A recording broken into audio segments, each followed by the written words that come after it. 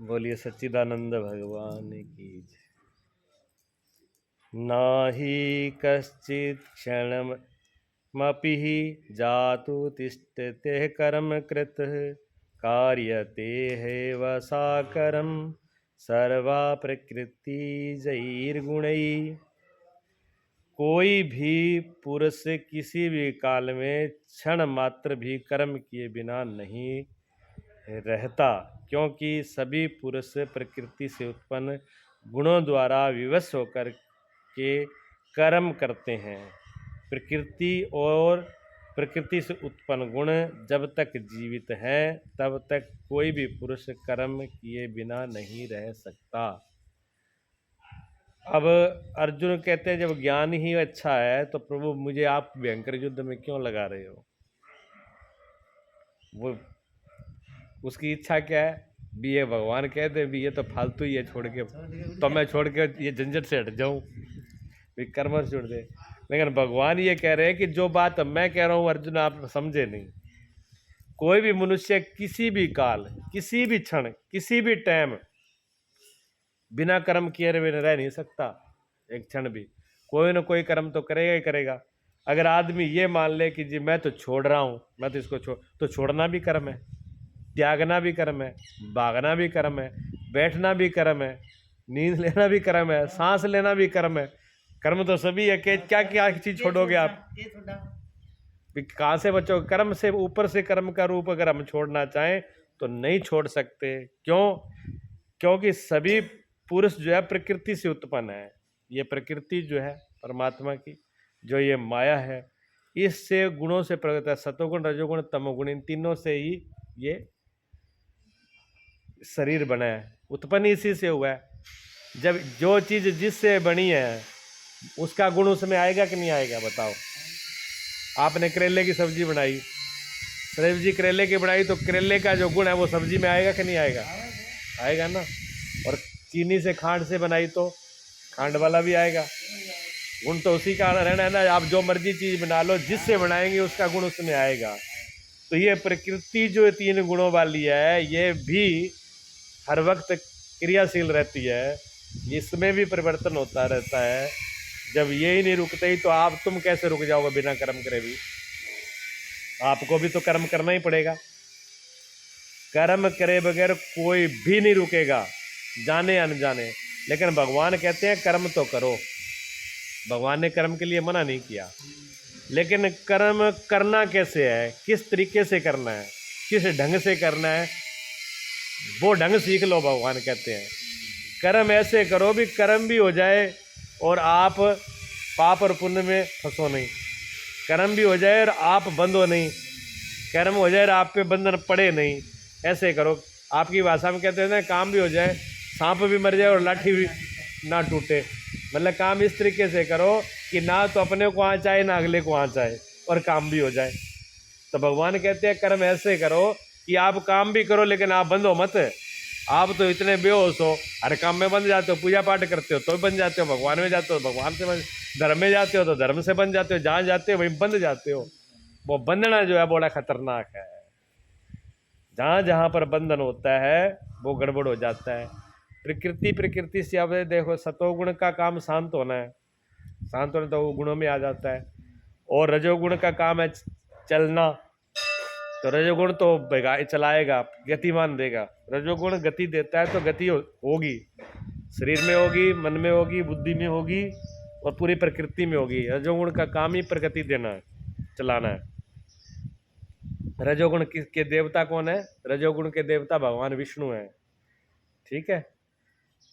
हाँ नहीं, सतोगुण के, सतोगुण के देवता भगवान विष्णु हैं, जो शांत रूप, जो पालना करते हैं, संभालते हैं और पैदा करते हैं वो रजोगुण से।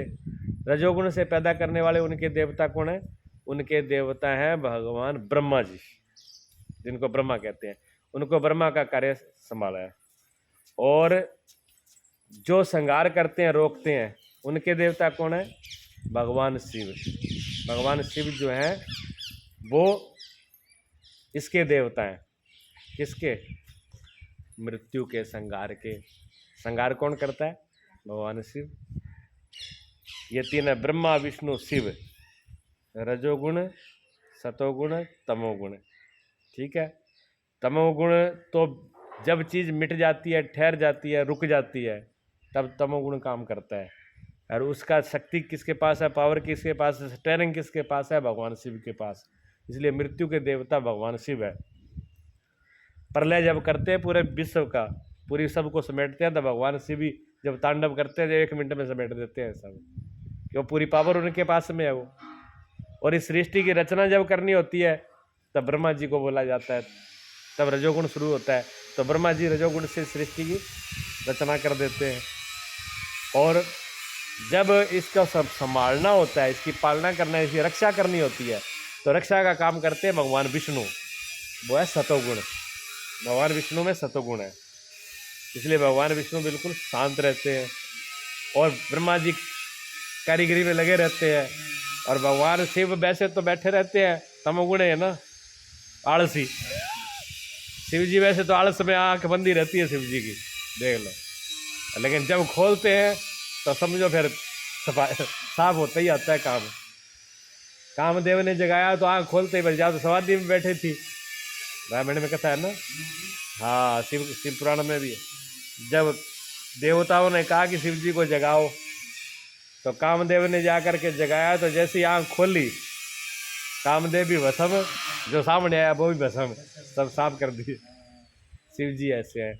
और शिव जी को ज्ञान का रूप भी माना गया है, इसलिए शिव का दूसरा स्वरूप है निर्गुण।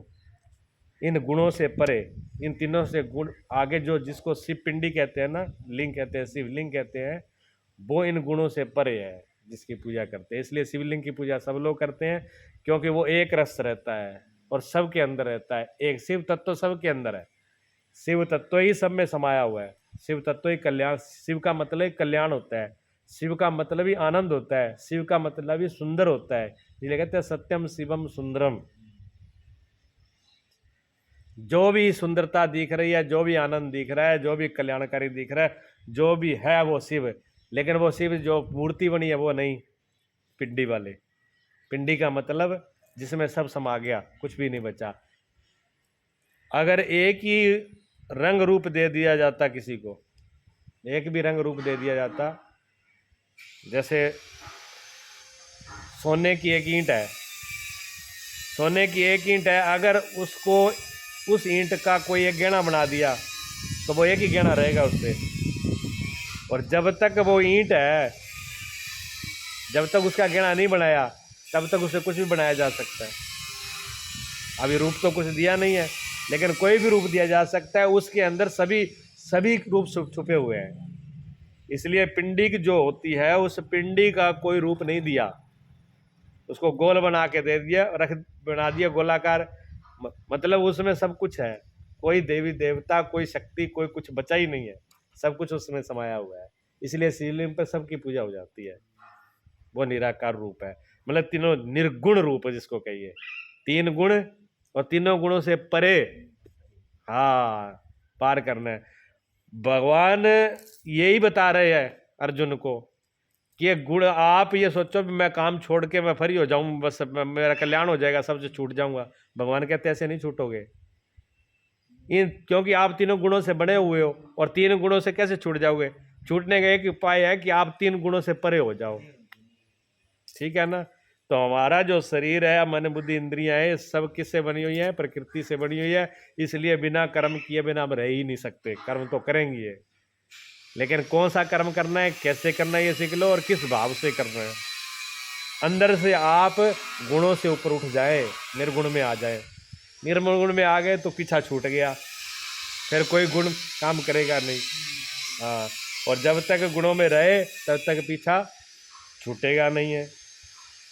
तो कर्म तो हमें करना पड़ेगा, लेकिन कर्म कौन सा करें? हमारे स्वभाव के अनुसार करें। जैसे हमारा स्वभाव है, जैसी हमारी प्रकृति है, जैसे हमारा करना सहज स्वाभाविक है हमें। अब आपको वो काम बता दिया जाए जो आपने कभी किया ही नहीं, ना आपके करने की शक्ति अंदर, आपको कहो वो काम कर लो, फिर आपको कर लोगे? वो नहीं कर पाओगे। और जो काम आप रात दिन नहीं करते और आपके कोई आपको दिक्कत ही नहीं है, उसमें क्या दिक्कत है? सुबह घर का काम करना, रोटी पानी का काम करना, तो क्या दिक्कत है? बना लेते हो। हाँ, और अब कह दे वो जैसे बच्चे लगे कि जाओ वेल्डिंग करके आओ ऊपर चढ़ के, तो काम औखा हो जाएगा, क्योंकि वो हमारे प्रकृति में नहीं है, हमारे स्वभाव में नहीं है। तो जो कार्य हमारे स्वभाव में नहीं है, तो अर्जुन किस में पैदा हुए? हमने कही क्षत्रिय कुल में। तो अर्जुन का शरीर, अंदर अर्जुन के संस्कार, अर्जुन की शिक्षा दीक्षा कैसी है? सारी की सारी क्षत्रियपने की है।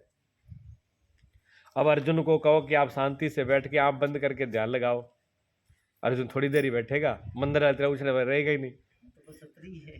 अब बंदर को कहो कि शांति से बैठ जाओ, नहीं बैठेगा। और ऐसे भी है, गऊ को कहो कि तुम उछलो कूद लो, तो गऊ ज़्यादा उछले कूद रही, गऊ तो शांति से बैठ जाएगी, लेकिन बंदर नहीं बैठेगा, उसका स्वभाव उसकी प्रकृति में नहीं है। हाँ, और वो देखो पीढ़ियों से आता है ऐसा, ये संस्कार भी हमारी पीढ़ियों से आता है, हमारे कुल धर्म पीछे के जो संस्कार, सब चीज़ों से आता है ये चीज़ें। ये बाहरी व्यवस्था नहीं है, ये अंदर की व्यवस्था है। बाहर से कौन है उसको ये तय नहीं किया जा सकता। हर व्यक्ति का एक ही घर में ब्राह्मण पैदा हो सकता है, एक ही घर में क्षत्रिय पैदा हो सकता है, एक ही घर में वैश्य पैदा हो सकता है, एक घर में शूद्र पैदा हो सकता है। वो उसके खुद की प्रकृति पर निर्भर करता है। भगवान के जानते हैं भी, अर्जुन जो है वो शुरू से ही इसने क्या सीखा है? तीर कमान चलाने, युद्ध का अभ्यास किया है इसने, बचपन से शिक्षा दीक्षा ही वो करी है। अब ये कैसे रुकेगा? इसका स्वभाव नहीं है। तो कहा कि जो तेरा स्वभाव है उसी के अनुसार तू चल, वही तेरे लिए मार्ग है। और कौन सा कहते हैं? शास्त्र सम्मत। शास्त्रों के सम्मत जो भी काम करते हो आप, उसको शास्त्र सम्मत करिए। शास्त्र सम्मत का मतलब होता है कि जो जन्मों जन्मों से हमको हमारे संस्कार, हमारी शिक्षा और जो ऋषि मुनियों का पीछे से दिया गया, एक तो वो, और एक जो शास्त्र में विधेयक है। ऋषि मुनि, जो ज्ञानी पुरुष हुए हैं, जो ऋषि मुनि हुए हैं, जो महापुरुष हुए हैं, उन्होंने अनुभव कर करके जाना है। जिसको अनुभव कर करके समझा जाना, ऐसा नहीं है कि मनगढ़ंती कर लिया। एक तो मनगढ़ंती होता है, कर्म तो करो, लेकिन कैसे करोगे? कि जब कर्म, मनुष्य का स्वभाव ही है कर्म करने का, तो जैसे मन में आए वैसे कर लो, नहीं, वैसे नहीं। शास्त्र सम्मत, जो ऋषि मुनियों द्वारा, गुरु द्वारा, महापुरुषों द्वारा निर्णय हुआ है, जिन्होंने जाना है। शास्त्र का मतलब सिर्फ ये नहीं किताब से पढ़ के, हो सकता है किताब भी सही ना हो, ये भी जरूरी है पता, ये भी तो होना चाहिए भी कौन सा शास्त्र है, किताब को सही कौन सी है, प्रमाणित तो भी तो जिन महापुरुषों ने जान लिया, जिन महापुरुषों ने कर लिया, जो उस मार्ग से चल चुके, जिनको ज्ञान है, कहते हैं उनके उसी रास्ते पर, उन्हीं के अनुसार चलो, अपने मन से मत चलो। मन से कर्म करोगे तब भी जीवन में उलझने हो जाएंगी। क्यों? जीवन की अनंत संभावनाएं हैं। ये जो जीवन दिख रहा है ना हमें, आपको लग रहा है कि छोटा सा जीवन है, ये छोटा तो नहीं है। एक बच्चा हमारे घर में पैदा होता है, अब बच्चा जो है वो बच्चा क्या हो सकता है बताओ आप? भी बच्चा ने क्या बना सकते हो आप? क्या वो बच्चा इतना ही करेगा कि अपना हाथ मुंह पैर धो ले और खाना खा ले और सो जाए? क्या पूरा जिंदगी इतनी बच्चे की अक्ल है? बच्चा तो बहुत कुछ हो सकता है। एक बच्चा क्या बन जाएगा कोई पता नहीं है। आज जो प्रधानमंत्री बने हुए हैं मोदी जी, वो एक छोटे से परिवार में पैदा हुए हैं, और उनके पिताजी कहते चाय का काम, होटल का काम करते थे। कोई भी उस टाइम में किसी ने कल्पना करी थी पूरी दुनिया का ये चलाएगा ऐसा लड़का है और प्रधान बनेगा? और जिसने मिसाइल बनाई थी कलाम ने, जो राष्ट्रपति हो गए अब्दुल कलाम, वो ऐसे कितने गरीब घर में पैदा हुए थे, इतने गरीब घर में पैदा हुए कि रोटी खाने का भी टाइम नहीं था, मतलब उनके पास कोई साधन नहीं था रोटी खाने का भी। उनके पास में भी आज हमारी रोटी बनेगी कि नहीं बनेगी, पकेगी नहीं पकेगी, ये भी उनके घर में वो नहीं था। उन्होंने पढ़ाई करी तो कैसे करते थे? अखबार जो है ना, अखबार वाले से अखबार लेते और सुबह सुबह 4 बजे उठ करके लोगों के घर में अखबार दे के आते, उसे 25 पैसे एक चुन्नी, उस टाइम में उसे एक चुन्नी मिलती थी उनको। उस चुन्नी से वो अपनी रोटी भी उसे खरीद के खाते और अपना पढ़ाई का खर्चा भी करते। ऐसे पढ़े थे वो, ऐसे पढ़ करके। और वो देख लो इतने बड़े वैज्ञानिक हुए, मिसाइल उन्होंने बनाई थी। और मिसाइल बना, इतने बड़े वैज्ञानिक हुए, मिसाइल की उन्होंने आविष्कार किया, फिर उनको राष्ट्रपति, भारत के राष्ट्रपति रहे वो। क्या जब वो बच्चा जब अखबार ले घर घर में बांटने जाता था, तब किसी ने सोचा था भी वो आदमी एक दिन इतना बड़ा वैज्ञानिक होगा और फिर राष्ट्रपति होगा? सोचा था? लेकिन उसके अंदर कितनी बड़ी, वो एक नहीं, जब एक बच्चा वैज्ञानिक और राष्ट्रपति हो सकता है तो बाकी बच्चे क्या नहीं हो सकते? जब एक बच्चा MA BA कर सकता है तो बाकी बच्चे क्या नहीं कर सकते? परमात्मा ने सबको दी है ना ताकत, लेकिन कौन कितना उसको उजागर कर सकता है, कौन कितना उसको उठा सकता है, कौन कितना उसको प्रकट करे, ये हमारे ऊपर है। हर शक्ति परमात्मा ने हमको दी है। भगवान कह रहे हैं अर्जुन को भगवान को तो पता है अर्जुन भाजना चाह रहा है। भगवान कहते हैं तेरे अंदर वो शक्ति है जो मैं कह रहा हूं, वो तुझे करना है। हाँ, उसको करना है। इसलिए गुरु जब आदेश देते हैं शिष्य को, गुरु जब शिष्य को आदेश देते हैं कि तुझे ये करना है, तो फिर शिष्य को सोचना नहीं चाहिए, शंका नहीं करना चाहिए कि मैं पता नहीं गुरुजी ने बोल दिया, पता नहीं होगा कि नहीं होगा, कैसे करूंगा, इतनी बड़ी बात कह दी है ना। गुरुजी ने बोला है, इसका मतलब गुरुजी जानते हैं कि वो आदमी कर सकता है, ये ताकत इसके अंदर है, इसीलिए उसी को बोला है, नहीं और किसी को बोल देते। आप ये बताओ, जब लंका पार सीता का पता लगाने गए, पूरी कितनी सेना थी बांदरों की, बड़े बड़े योद्धा थे, सभी इतने लोग इतनी सेना में गए, लेकिन रामचंद्र जी ने जो अंगूठी थी, जो मुंद्रिका थी, वो हनुमान जी को क्यों पकड़ाई? और भी तो बहुत लोग थे, औरों को पकड़ा देते। भगवान सब पहले ही समझ गए थे कि इनमें एक ही व्यक्ति है जो काम करने वाला है? उसी को अंगूठी पकड़ाई और वही गए, तुरंत उन्होंने अंगूठी ली और वो चूड़ामणि लेकर के आगे, उन्होंने पता लगाया, सारी बात पता है। परमात्मा इस बात को पहले से जानते हैं, सदगुरु पहले से जानते हैं कि इस शिष्य के अंदर ये पावर है और ये इस पावर से इस काम को कर सकता है। इसलिए जब गुरु आज्ञा दे, गुरु जब आदेश दे, गुरु का आदेश ही शास्त्र का आदेश है, गुरु के आदेश ही शास्त्र सम्मत है, सदगुरु का आदेश ही सब कुछ है। इसलिए फिर वो पीछे मुड़ करके नहीं देखना चाहिए, फिर उस रास्ते में लग जाए, चाहे वो कितना भी कठिन क्यों ना, वो पार जाएगा, रुकेगा नहीं। अगर उसने शंका कर ली अर्जुन की तरह, मैं कैसे करूँगा, मैं तो युद्ध लड़ नहीं सकता, मेरे तो बस की बात नहीं है, क्यों मेरे सामने खड़े हैं, ये मेरे बड़े खतरनाक है, ये मोह खतरनाक है, सब कुछ कर सकते हैं। भगवान जानते हैं कि अनंत है। अब उस अनंत में से सारी की सारी शक्तियां, सारे के सारे गुण प्रकट करके अगर लग जाए आदमी, तो वो पागल भी हो जाए। हमारे अंदर बहुत सी जगह हमें वैज्ञानिक भी बन सकते हैं, डॉक्टर भी बन सकते हैं, ठीक है, और खिलाड़ी भी बन सकते हैं। अब हम चाहें कि हम तो सारा कुछ अकेले ही हो जाए, मैं ही राष्ट्रपति हो जाऊँ, मैं ही वैज्ञानिक हो जाऊँ, और मैं ही खिलाड़ी बन जाऊँ, और मैं ही बड़ा अधिकारी बन जाऊँ, सारा काम मैं एक ही करूँ, फिर कैसे होगा? फिर तो पागल हो जाएगा वो। हाँ, तो एक ही काम, एक समय में एक ही काम कर सकते हैं, एक समय में एक ही काम कर सकते हैं, भगवान वो ही करते हैं। और इसीलिए जो व्यवस्था की गई ना, ब्राह्मण, क्षत्रिय, वैश्य, शूद्र, ये क्यों बने? ये इसी बात को, क्योंकि आदमी के अंदर ये 4 संभावनाएं हैं। जो बुद्धि से काम करने वाले हैं वो बुद्धि का काम करें, जो भुजाओं का या ताकत शक्ति का काम करने वाला है वो शक्ति से करे, जो संग्रह कर सकते हैं, जो धन का एस्टिमेट कर सकते हैं वो करें, जो सेवा कर सकते हैं कर्मचारी है वो सेवा करें। सबको बांट दिया अलग अलग अलग। कोई अच्छा, उनमें ये कहो ये छोटा ये बड़ा, छोटा बड़ा कोई नहीं है, सब बराबर है। छोटा बड़ा क्या होता है? आदमी इंसान तो सब बराबर है। और काम का क्या छोटा बड़ा? काम तो काम है, चाहे छोटा हो चाहे बड़ा हो, काम तो काम। हाँ, छोटा बड़ा हम लोगों ने बना लिया अपने मन से, और हम लोग उलझ गए उसके अंदर। छोटा बड़ा नहीं है। तो भगवान ने ये आदेश दिया कि कोई भी, ये हम लोग जो शरीर बना है ना, ये किससे बना है? गुणों से बना हुआ है। और ये अगर हम छोड़ के भागें तो भाग नहीं सकते, ये हमारे बस का काम नहीं है। आगे बात समझे?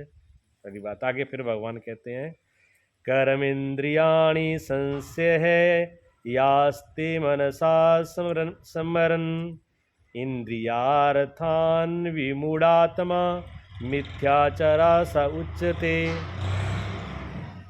भगवान कहते हैं इतने पर भी विशेष रूप से मूढ़ लोग हैं। इतनी बात कहने पर, इतनी बात समझने पर ही भगवान क्या कह रहे हैं, मूढ़। अब अर्जुन कह रहे हैं मूढ़ शब्द जो संस्कृत का है ना, कि नहीं ज़्यादा से ज़्यादा गाली देनी हो, बड़ी से बड़ी गाली, तो संस्कृत में उसको मूढ़ कहते हैं। महामूर्ख, किसी काम का नहीं है। सबको समझाने से भी, समझाने से, अब कोई ऐसे अगर किसी को बोल दिया जाए ऐसे, आजकल तो अगर गुरु चेले को बोल दे नहीं तो मूर्ख है, मूढ़ है, तो वो कैसे गुरु जी थे थारो रखो काम, आप अपने पास रखो, हम अपने, आप अपने, हम चले है वो। और भगवान अर्जुन को कह रहे हैं, लेकिन तो अभी कोई फर्क नहीं पड़ेगा। कितनी क्षमता है उसमें, दे रहे हैं कितना है, समर्पण भी कितना है। तो लेकिन भगवान कहते हैं जो ऐसे जो मूड है, जो कर्म इंद्रियों को हट से रोकर इंद्रियों के भोगों का मन से स्मरण करते हैं, वह मिथ्याचारी पाखंडी है, ना कि ज्ञानी। भगवान ने सबके लिए बोला ये बात। कहते वो मूर्ख मामूड है, उनमें बुद्धि नाम की, अकल नाम की चीज नहीं है। किन में, किन में नहीं है? क्या जो ऊपर से तो कर्म इंद्रियों को हठपूर्वक रोकते हैं। इंद्रियों को ऊपर से तो रोकते हैं जबरदस्ती कि आपको इसमें नहीं लगना, और अंदर से उनका चिंतन करते हैं भी मिल जाए, मिल जाए, कि मन ही मन भावर मुंह ढिलावे भी, मन मन तो बारे लाडू ले सीखे, मन में तो क्या मिल जाए तो बढ़िया बात, बोले ना ना ना मैं तो खा गया हूँ, ऊपर सिरे ला दी और माँ क्या मिल जाए तो बहुत बढ़िया बात है। अंदर से तो कह रहे हैं मिल जाए तो और बढ़िया बात है, ऊपर से मुंह डिला रहे हैं। क्या ब्याह कराओगे? कहना ना ना मैं बुआ बू के झंझट में नहीं पड़ रहा, और अंदर से अंदर मिश्री घुल रही है कि अब तो मेरा नंबर आ रहा है, अब तो शादी होगी है। ये जो अंदर से रस है बाहर का, वो बहुत खतरनाक है। अंदर से तो रस छूटा नहीं है, और बाहर से हमने पर्दा लगा लिया। कहते ये मूर्खतों का काम है, ये ज्ञानियों का काम नहीं, ये दम्भी है, ये पखंडी है, पखंड करते हैं। ऊपर से जैसे कोई मान लो, ले लो किसी व्यक्ति पर बेचदारी पे, वो ऊपर से कहे जी ना ना ना ना मैं तो इस सारी चीज को हाथ ही नहीं लगाता, मैं तो छूता नहीं, मैं तो माया से दूर रहता हूँ, रुपया तोड़ देता हूँ, और पूरी दिन रात ने अंधेरे में बैठ के रुपये ही गिनता रहे। सोते सोते गुदरो निर्जाई के अंदर भी रुपया गिनती चल रही है। तो ये क्या, ये दम है, ये दिखावा है, अंदर कुछ है बाहर कुछ है, उसको दम भी बोलते हैं, पखंडी बोलते हैं भगवान। भगवान कहते हैं ये मूर्ख है, ये ज्ञानी नहीं है। जो ऊपर से तो त्याग कर रहे हैं और अंदर से मांग कर रहे हैं।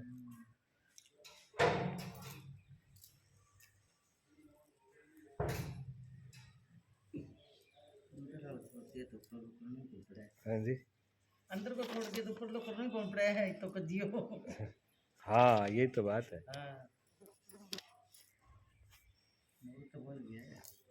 भोग से मन में स्मरण करते हैं, मिथ्याचारी पखंडी है, सिद्ध है। ऐसे लोग उस टाइम में भी, भगवान के टाइम में भी होंगे, तभी भगवान बोल रहे हैं। लोग करने योग्य क्रिया को छोड़कर इंद्रियों को हठपूर्वक रोककर बैठ जाते हैं और कहने लगते हैं कि मैं ज्ञानी हूँ, मैं पूर्ण हूँ। भगवान कहते हैं वो धूर्त है। ज्ञान मार्ग अच्छा लगे या निष्काम कर्म योग, दोनों ही मार्ग कर्म तो करना ही पड़ेगा। चाहे ज्ञान मार्ग हो चाहे मार्ग हो, ऊपर से अगर त्याग दिखाओगे काम चलेगा नहीं, करना ही पड़ेगा कर्म। अच्छा, बंधन कर्मों में होता है क्या? कोई काम करे तो उसमें बंधन होता है? भगवान कहते हैं कर्म में बंधन नहीं है। हाँ, कर्म से बंधन नहीं है। कोई कहे कि अच्छा मैं कर्म छोड़ के, कर्म से बंधन है, मैं छोड़ के भाग रहा हूँ, तो क्या भागना बंधन नहीं है? भागना भी तो बंधन ही है। हमें कोई व्यक्ति है, कोई चीज हो सामने, उसका सामना नहीं कर पा रहा, अगर जो सामना करता है वो भी उसे उलझ रहा है, और जो सामना नहीं करता उसके डर के भाग रहा है, तो वो डरपोक, वो भी तो डरपोक ही है। वो भी उसकी भाग तो उसी वजह से रहा है, वो कारण तो वो एक ही है ना दोनों का। हाँ जी, तो कर्मों के बंधन से भागना भी बंधन ही है। भागता कौन है? भागता वो है जो कमजोर होता है, शक्तिशाली कभी भागता नहीं है। फिर कर्म कैसे करें? कर्म कैसे करें? भगवान कहते हैं कर्म ऐसे करो कि आपका कर्तापना मैंपना ना रहे। तो मैंपना फिर कैसे नहीं रहे? कि परमात्मा को सौंप दो, करने वाला सब परमात्मा है, मैं तो बीच में बस निमित्त कारण हूँ। मैं तो मुनीब की तरह हूँ, मालिक कुछ और है, जो मालिक कहेगा वही होना है। मेरा तो बीच में नाम ही नाम है। वो भजन आता है ना, कन्हैया करते हो आप, मेरा नाम हो रहा है। हाँ, करने वाला वही है। अच्छा, हम आदमी के करने से होता भी क्या भैया ये बताओ? हमारे करने से कुछ हो भी रहा है? हमारे करने से हो भी नहीं रहा, फिर भी हम मैं को बीच में खड़ा करते हैं। मैं कर रहा हूँ। अगर हम छोड़ के जाते हैं तो ही मैं जा रहा हूँ, अगर हम करते हैं तो भी मैं कर रहा हूँ। तो भगवान ने कहा जो पाप की जड़ है, जो कलह की जड़ है, जो बीमारी है, वो तो तेरी मैं है। उस मैं को तो तू छोड़ना नहीं चाहता, उसको तू साथ में लेके जाएगा। अच्छा, यहाँ से जंगल में जाएगा तो मैं को तो साथ में लेके जाएगा ना, वो तो छोड़ नहीं रहा है। और यहाँ आ रहा है तो भी उसको साथ में। मैं कहता हूँ इसको छोड़ दे, भगवान कहते मैं को छोड़ दे, फिर कोई समस्या नहीं है। फिर चाहे तो युद्ध कर चाहे ना कर, फिर कर्म कर चाहे ना कर, मैं बीच में से हटा ले, फिर कर्म सब शुद्ध हो जाएंगे, फिर किसी कर्म में कोई दिक्कत रहेगी ही नहीं। लेकिन हम उसके लिए राजी नहीं है, हम उसके लिए राजी नहीं है। हमारा तो ध्यान दूसरे पे है, किस ऊपर से दिखावी, जो दिखावटी है उस पर है। क्यों? हमारी जो कामना है, हमारी जो कामना है वो हमें टिकने नहीं देती है। हमारी कामना हमको घसीटती है। पिछले जो श्लोक था उसमें बताया ना भगवान कि जो इंद्रियों को हठपूर्वक रोकता है, हठपूर्वक रोकना, जबरदस्ती रोकना है, लेकिन मन कहाँ है?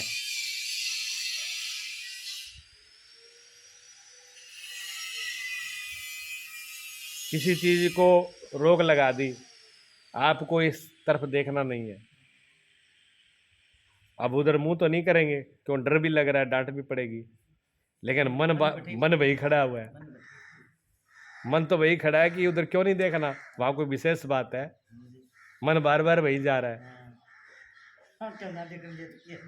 अब आंखें नहीं गई, आंखों की तरफ नहीं देखा, जब मन चला गया तो पीछे बचा क्या? पीछे बचा तो कुछ भी नहीं। फिर तो सब कुछ चला गया। जब मन ही चला गया तो सब चला गया है?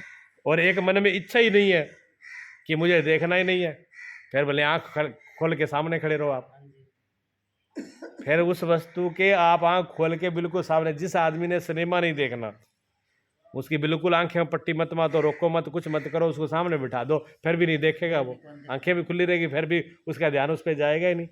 और एक को मना कर दो, आंखों भी रोक दो, और मन उसी में है, पता नहीं क्या उसमें चल रहा होगा। भगवान कहते हैं ये बड़ा खतरनाक है, ये दम भी है, इससे तो पीछा छूटेगा नहीं। तो बात किसकी है? मन की। बात किसकी है? मन की। मन हमारे बस में हो जाए, मन अगर हमने संभाल लिया तो इंद्रियां अपने आप संभल जाएगी। इंद्रियों के साथ जबरदस्ती ना करो। भगवान पूरी कितना बढ़िया कर रहा है। भगवान कहते हैं जो इंद्रियां है ना, इनको आप तंग मत करो। आँख, कान, नाक। अच्छा, अगर ये पहले एक बात ध्यान से सोचो आप, अगर ये खराब होती, अगर ये इंद्रियां हमारी दुश्मन होती हैं, अगर ये इंद्रियां हमारे लिए कष्टकारी होती तो भगवान ये क्यों देता? भगवान को क्या जरूरत थी? भगवान देता ही ना इनको। अगर भगवान ने कोई चीज बनाई है और वह गलत है तो मतलब बनाने वाला गलत है, तो भगवान ही गलत हुए ना। तो भगवान जब गलत है नहीं तो भगवान की बनाई हुई चीज भी गलत है नहीं, सारी चीज बढ़िया है। अब चक्कर ये है कि भगवान बनाने वाला बढ़िया है और जो बनाई चीज वो भी बढ़िया है, लेकिन बरतने वाला सही नहीं है।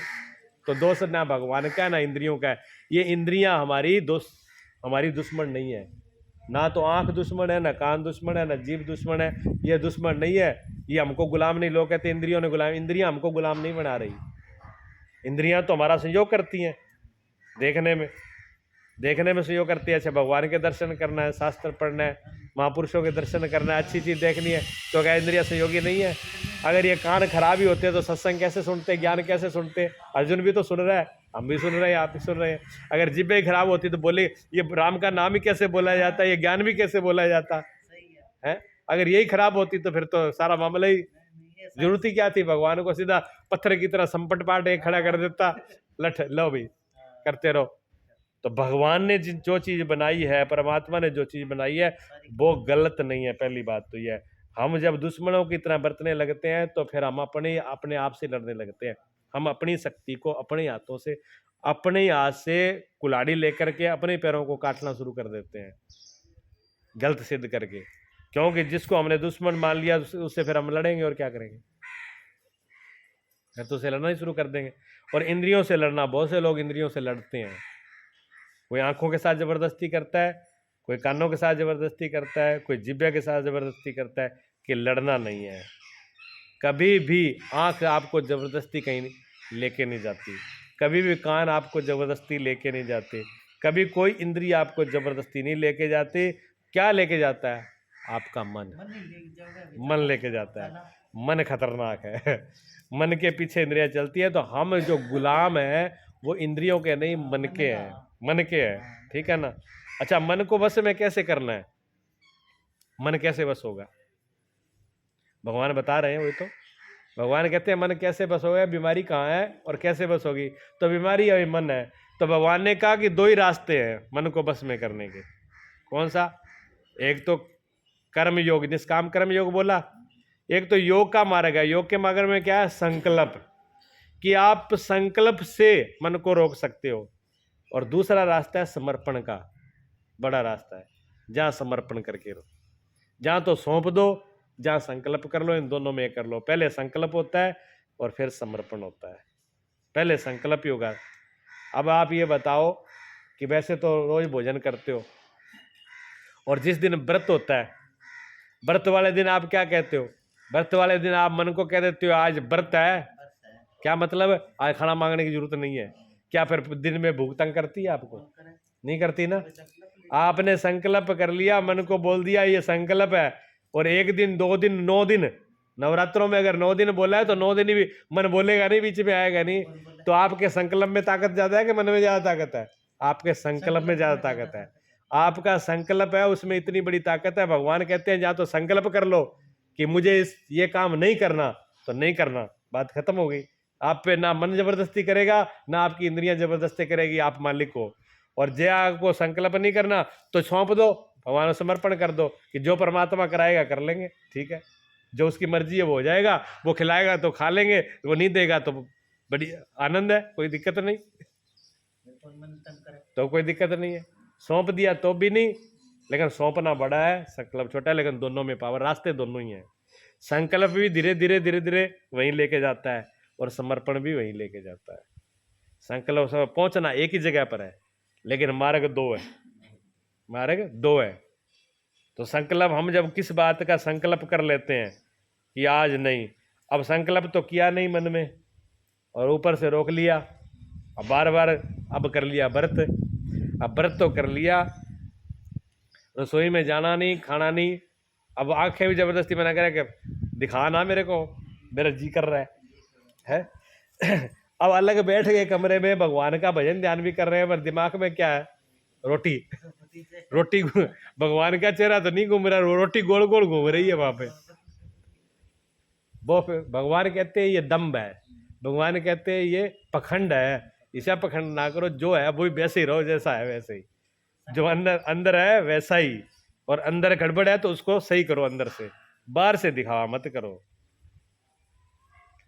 सारा का सारा सवाल जो है इंद्रियों को रोकने का नहीं है। इंद्रियों को रोकना पखंड है। सवाल सारा किसका है? वासना का, इच्छा का, मन की जो इच्छा है। बदलना किसने?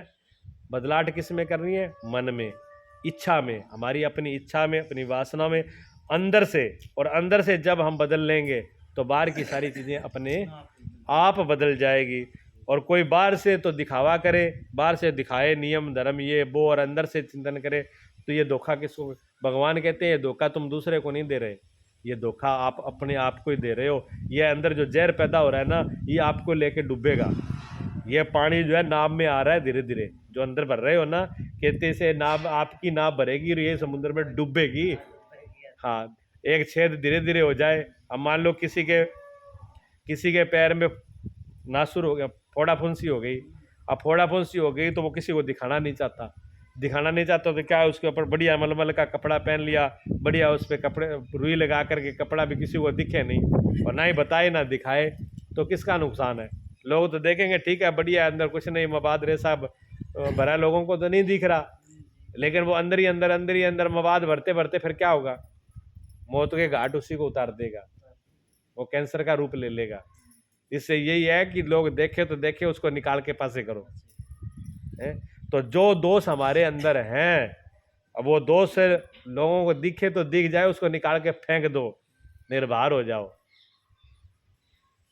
और अंदर ही अंदर छुपा के रखा और ऊपर से अच्छा बन के दिखाया, तो भगवान कहते हैं ये पखंड एक दिन आपको लेके डूब जाएगा। इस पखंड से आप ही डूबोगे। क्यों? ये मिथ्या आचरण है, ये असत्य है।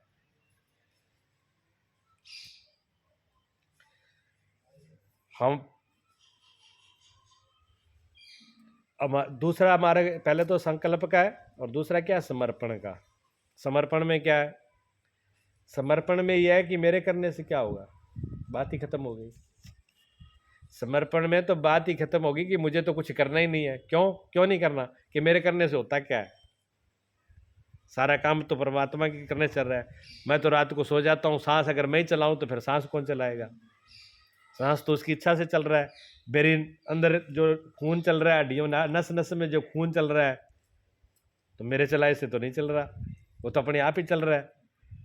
अगर हम ही चलाते, मान लो सांस भी हम चलाते और खून नहीं हम चलाते, तो हमको तो थोड़ा बहुत गुस्सा आ जाता, तो गुस्से में हम तो सांस लेना भूल जाते।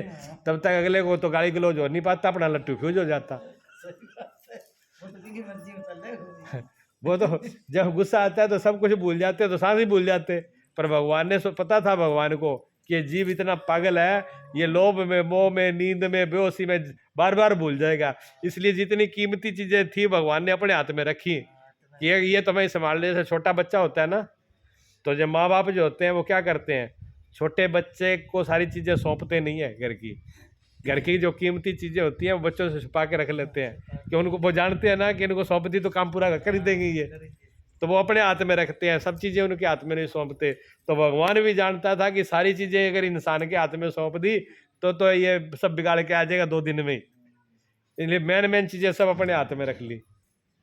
हड्डियों का निर्माण हो रहा है अंदर, हड्डियां हमारी बन रही है, बढ़ रही हैं, नए सेल बन रहे हैं, खराब बाहर निकल रहे हैं, अंदर से चीजें बन रही है। अब भोजन कर लिया, भोजन अंदर पच रहा है, आप पचा रहे हो। उसी एक टुकड़े से कहीं खून बन रहा है, कहीं रस बन रहा है, कहीं मैंस मज्जा हड्डी बन रही है, और कहीं ओज बन रहा है, कहीं उसका जो बेकार का उसको अलग हो रहा है, छांट कांट, पूरी मशीन अंदर काम कर रही है। तो हमारे करे तो हमारे से तो नहीं कर रही, हमको तो पता ही नहीं वो मशीन काम कैसे कर रही है, चल कैसे रही है, कैसे रस अलग हो जाता है, कैसे क्या हो जाता है, हमें तो यही ज्ञान नहीं है। तो ये सारी पूरी जितनी भी प्रक्रिया है प्रकृति की, सूर्य तान सारे सब हो रहे हैं। तो कोई आदमी ये सोच लेगा अगर मैं ना करूं, भी आदमी करने से होता है, तो अगर तो फिर ये जब सो जाएगा तब कैसे हो रहा है? तो सोने के अंदर भी जीव की सिर्फ जीने की इच्छा होती है, जीवेशना तो जरूर होती है, बाकी सारा काम परमात्मा के हिसाब से ही होता है। परमात्मा की तो संकल्प में भगवान ने कहा, जहाँ तो संकल्प ऐसा हो कि आप उसको रोक लो, जहाँ पर समर्पण हो, दोनों में से एक काम कर लो, तो आप छूट जाओगे। और ऊपर से किया तो पाखंड है, ज्ञान नहीं है, और मार्ग ये 2 ही हैं। अगले सूत्र में भगवान कहते हैं,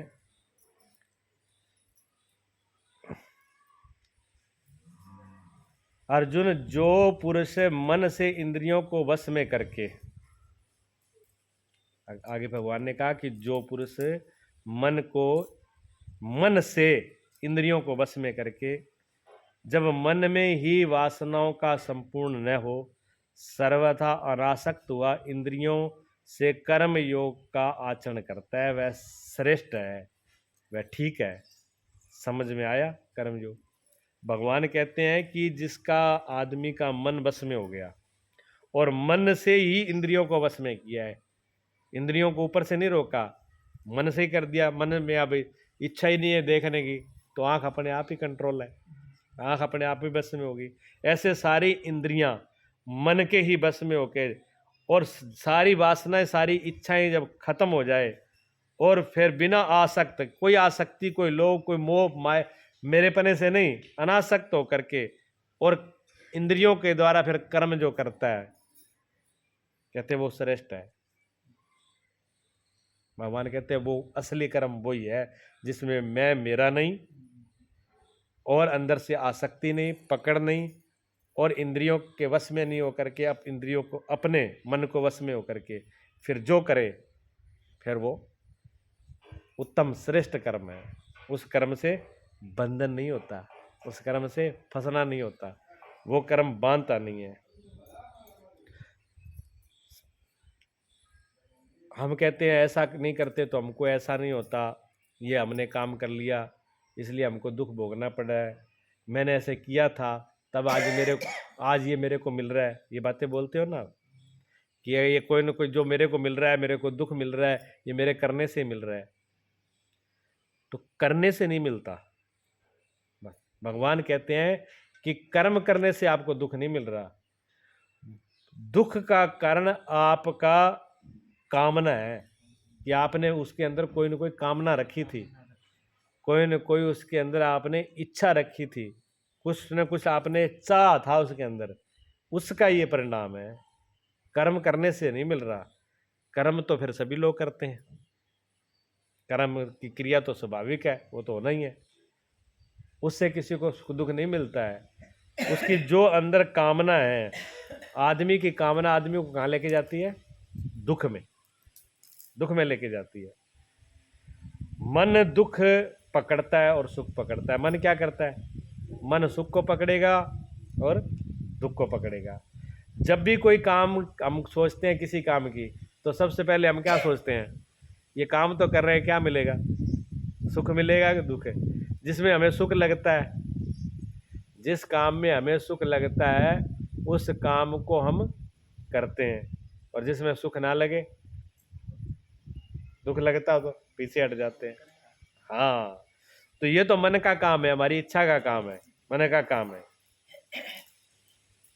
हमको क्या करना है? इंद्रियों से लड़ना नहीं है, इंद्रियों के साथ जबरदस्ती नहीं करना है, इंद्रियों को वश में, यानी जो मैं भाव है, मन है, उसको वश में करके लगना है।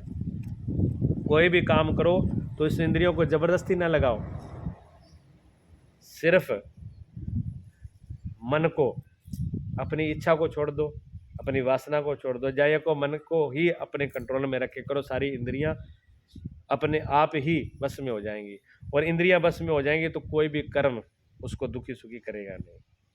जब इससे उल्टा हम करते हैं, इंद्रियों से सुख दुख का लगाव करके, अच्छा ये हम लोग जो है ना, कोई भी जो व्यक्ति है वो क्या करता है, जो कारण होता है वो तो हम समझ नहीं पाते,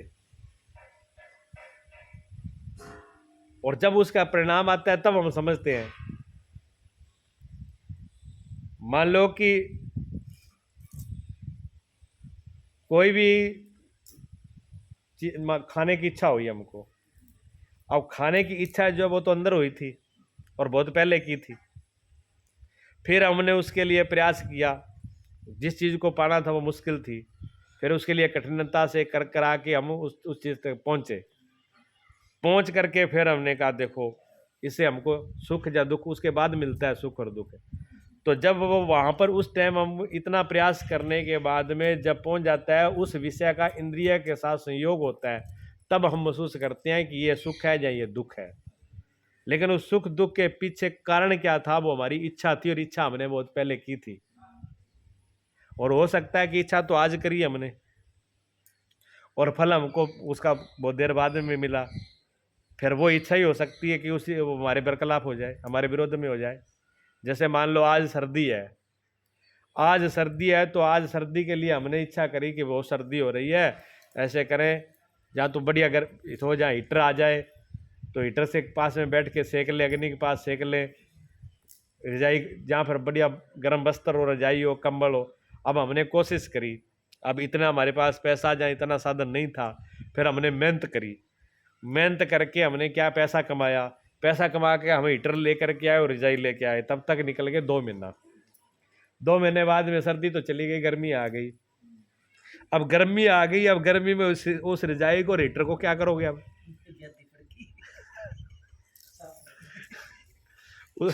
अब उसे सिर फोड़ेंगे। अब खुद ही पछताएंगे कि ये पंगा मैंने क्या कर लिया। ये तो किया तो अच्छे के लिए था, ये दुखदाई हो गया ना। बस हमारे काम सब ऐसे ही हैं, हम पहले सोचते कुछ है, बेटा हो जाए, ये हो जाए, बहू आ जाएगी, ये हो जाएगा, और फलानी चीज ये हो जाए। हम इच्छा कर करके भी ये सबसे सुख हो जाएगा। जब तक वो आते हैं तब तक सारा सिस्टम बदल जाता है। अब क्या करें उससे, फिर ना बेटा बेटा दिखता, ना बहू बहू देखती, ना साधन साधन, ना घर ना मकान, सारा सिस्टम बदल जाता है हमारे पे। इसलिए भगवान कहते हैं पहले अपने मन को कंट्रोल कर लो, ऊपर से इंद्रियों के चक्कर में और वस्तुओं विषयों के चक्कर में फिर दुखी परेशान हो जाओगे। तो ये हमारी सारी गुलामी का है, हमारी इच्छा और वासना पर है। जब हम खुद इच्छा कर लेते हैं तो हम ही गुलाम हो जाते हैं। तो इस गुलामी से छूटने के लिए, इस शरीर से छूटने के लिए भगवान फिर वही रास्ता बताते हैं। कौन सा रास्ता बताते हैं? एक संकल्प का और एक समर्पण का। समर्पण तो ऐसे देखो, संकल्प कैसा? संकल्प के लिए साधना बड़े बड़े भी कराते हैं, संत लोग भी कराते हैं। एक फकीर हुए हैं चीन में, तो वो अपने शिष्यों को कराते थे संकल्प। तो वो जैसे बैठे हैं और सब लोग काम कर रहे हैं, कोई कुछ कर रहा है, कोई कुछ कर रहा है, कोई कुछ कर रहा है, तो वो बोलते ठहर जाओ, रुक जाओ, रुक जाओ, इतना बोलते रुक जाओ। तो रुक जाने का मतलब है कि जो जहां पर है वो वैसे ही, अगर किसी का हाथ ऐसे है तो यहीं रुकना चाहिए, और किसी ऐसे है तो ऐसे ही रुकना चाहिए। किसी ने पैर एक ऊपर कर रखा है एक नीचे, तो ऐसे ही रुकना चाहिए। कोई टेढ़ा है तो टेढ़ा ही खड़ा हो जाएगा, किसी हाथ में जो चीज है वो वहीं लेके खड़ा होगा। मतलब जैसा है वैसे के वैसे ही रुकना होता था। तो वो ऐसे जब संकल्प करवाते बार बार, तो उनके अंदर वो शक्ति पैदा हो जाती कि हम रुक सकते हैं। जैसे आप लोग रोक देते हो व्रत में, संकल्प कर लिया, बात खत्म।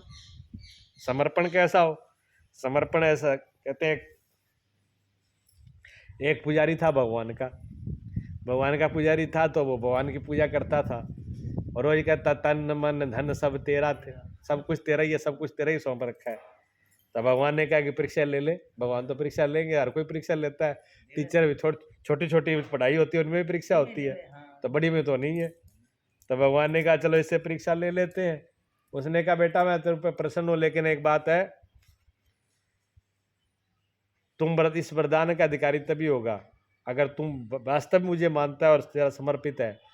तो अब कल अपने बेटे को लेके आना और तलवार साथ में लेके आना, और अपने ही हाथ से अपने बेटे का सिर काट करके मेरे पे चढ़ा देना। क्या ठीक है? अब कोई ऊपर से ही बोला होता तन मन धन, जैसे हम लोग करते हैं रोज आरती तन मन धन की आरती तो भगवान ही करते हैं। ध्यान ये रहता है जूता ही ना ले जाए, कोई चप्पल ही ना ले जाए। जहाँ बोलते बोलते 4-5 बार इधर उधर देख ले, कोई देख तो नहीं रहा लेकिन वो भगत सच्चा था, वास्तव में भगवान को सौंपा हुआ था। उसने कहा ठीक है प्रभु। वो तो दूसरे दिन आया, लड़के को ले आया और ले आ करके जो भगवान के सामने शिला थी उस पर रखी उसने गर्दन, और निकाल के तलवार उसने उठाई। जैसे ही वो मारने लगा, भगवान ने कहा बस रुक जा, बस इतना ही देखना था। तो तेरा विश्वास, तेरा समर्पण मेरे पे पूरा है, तू मेरे पे वास्तव में मेरे को सौंप रखा है। जा आज तेरे सारे दरबार खुले हैं, जा जो तू करेगा वो सब मिलेगा तुझे। तो भगवान पे जा तो ऐसा समर्पण हो सब कुछ सौंप। हाँ, ये नहीं है कि मुंह से तो बोल दिया, अंदर से तो समर्पण ऐसे होता है। देखो राजा हरिचंद्र की बात सुनते हो आप, इधर के लिए उन्होंने संकल्प क्या किया था? राजा हरिश्चंद्र जी ने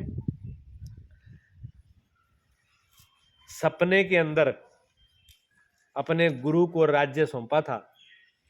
अपना पूरा राज सपने के अंदर गुरुजी को चढ़ा दिया था। हाँ, जब उठे तो गुरुजी आ गए।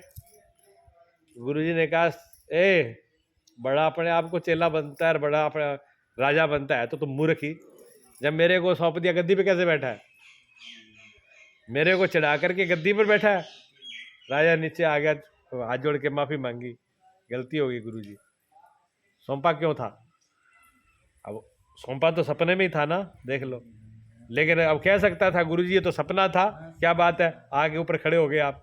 आज का तो अगर चेला होता ना तो सपने में क्यों, अगर बिल्कुल जागता, आंखें खुली, कान खुले, सारा को होश हवास में भी कह के जाता गुरुजी ये चढ़ाऊंगा। अगर मन बदल गया तो नहीं चढ़ाया। कौन होते हैं गुरुजी? क्या जबरदस्ती कर सकते हैं? लेकिन ऐसा नहीं था। गुरुजी ने कहा ठीक है। गुरुजी ने परीक्षा ली कि चेला कितना अपने आप पे सौंपने वाला है, हमें मालूम पड़ जाए। तो उन्होंने कहा गलती हो गई, सब आपका है। उन्होंने कहा आपका ऐसे क्या है, ये तो मेरा ही है, अब इसकी दक्षिणा दे। राज तो मेरा ही है, दक्षिणा दे। कहते 100 मन सोना मांगा था। तो राज का तो सब कुछ उन्हीं का हो गया, खजाना भी उनका हो गया, और सब उतरा लिए। अब कहते सोना लिया 100 मन। उस 100 मन सोने के पीछे पत्नी, बच्चा और आप तीनों बिक गए थे। ठीक है ना? ये है अच्छा, समर्पण ऐसा है। समर्पण कोई छोटी बात नहीं है। और वहां भी देख लो, रोहित बेटा, खुद का बेटा शमशान घाट में दाग ले संस्कार के लिए पड़ा हुआ है, और कहते जब तक 1 टका नहीं मिलेगा, नहीं तो कह देता क्या हो गया, टका तो दूसरों खातर है, मैं तो यही नौकरी कर रहा हूँ, यही सब कुछ कर रहा हूँ ना। नियम तो नियम है, नियम नहीं तोड़ सकता, धर्म को तोड़ा नहीं जा सकता, यही मेरा धर्म है।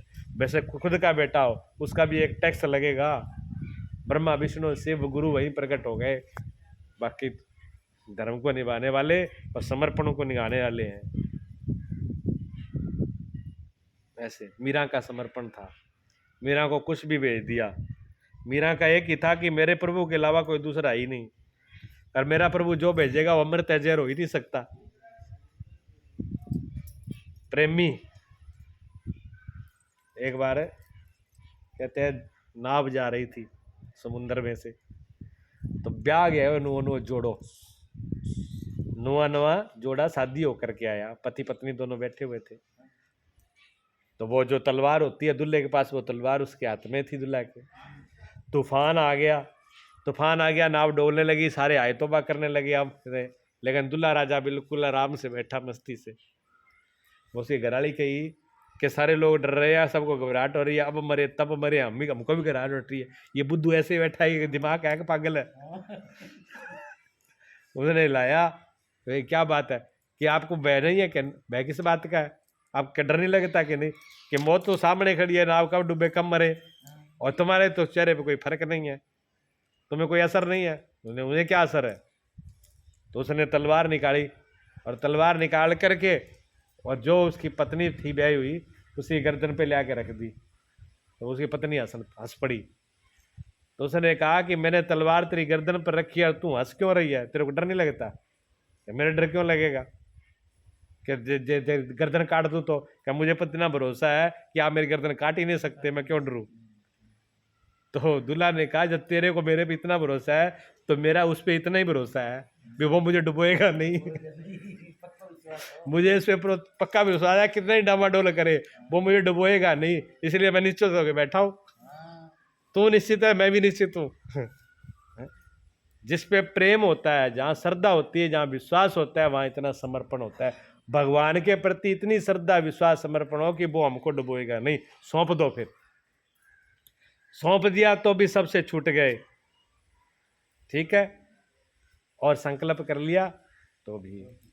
संकल्प में धीरे धीरे यात्रा है, और सौंपने में एक ही बारी में।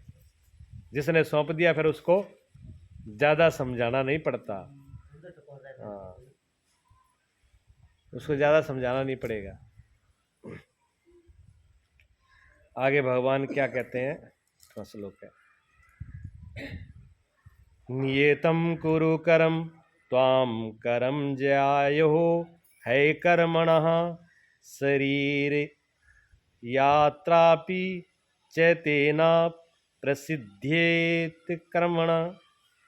अर्जुन, तू निर्धारित किए हुए कर्म को कर, अर्थात कर्म तो बहुत से हैं, उनमें से कोई एक चुना है, उसी नियत कर्म को कर। कर्म न करने की अपेक्षा कर्म करना श्रेष्ठ है, इसलिए करते रहोगे, थोड़ी भी दूरी तय कर लोगे, जैसा भी पीछे कहा है। महा जन्म मरण के भय से उद्धार करने वाला है, इसलिए श्रेष्ठ है। कर्म न करने से तेरी शरीर यात्रा भी पूरी सिद्ध नहीं होगी। भगवान कहते हैं कि तू कर्म कर, लेकिन कौन सा कर्म कर? निर्धारित किया हुआ कर्म कर। जिस कर्म को, जैसे मैं बताया था, निर्धारित किया हुआ, भगवान शास्त्र सम्मत निर्धारित किया हुआ उस कर्म को कर। क्यों? कर्म न करने से तो कर्म करना श्रेष्ठ है। कोई आदमी कहे न ठिल्ला बैठ जाए, बहुत से लोग ये करते हैं, भगवान कहते हैं कर्म को करने से क्या होगा, तो फिर कुछ भी मत करो, बैठ जाओ। अच्छा फिर बैठना, भगवान कहते हैं बैठना भी तो कर्म ही है। आप कहते सो जाएंगे, तो सो जाना भी तो कर्म ही है? आप कहते कुछ नहीं करूंगा, तो कुछ न करना भी तो कर्म ही है। सारा क्या मैं कर्म ही कर रहा हूँ। एक तो ये देखो, एक तो संकल्प ये हुआ कि संकल्प मैं करूंगा, ये करने का संकल्प है, ये भी तो करना ही है। मैं नहीं करूंगा, ये भी तो संकल्प है, ये भी तो करना ही है। बात तो दोनों में एक ही है। तो क्या भगवान कहते हैं न करने से, नकार से तो तू हाँ करने को सही कर ले, भी न करने से तो करना ही श्रेष्ठ है। क्यों करना श्रेष्ठ है? भगवान कहते हैं बिना करे बिना रह ही नहीं सकते आप, करना तो पड़ेगा हमको। अच्छा इसके लिए नहीं करना पड़े तो शरीर, इस शरीर को लिए तो चाहिए ना कुछ। जब इस शरीर का भी निर्वाह करना है, इसको चलाना है, तो इसको भी तो दवाई पानी देनी पड़ेगी, इसके अंदर भी तो पेट्रोल डीजल डालना पड़ेगा। हाँ, तो वो पेट्रोल डीजल डालना वो भी तो कर्म ही है। लेकिन उस कर्म को भगवान कहते हैं कर, लेकिन कौन सा कर्म कर जो तू करने लायक है, जैसा तेरे को भगवान ने बनाया है। क्या बनाया अर्जुन को? छत्री। उसका स्वभाव छत्री का है, उसकी पढ़ाई लिखाई छत्री की है, तो उसको क्या तेरा काम छत्री का है तो तू छत्री वाला कर। अब किसी का काम दिमाग का है, किसी का शरीर का है, किसी का, जो जिसके पास क्षमता है वो काम करिए।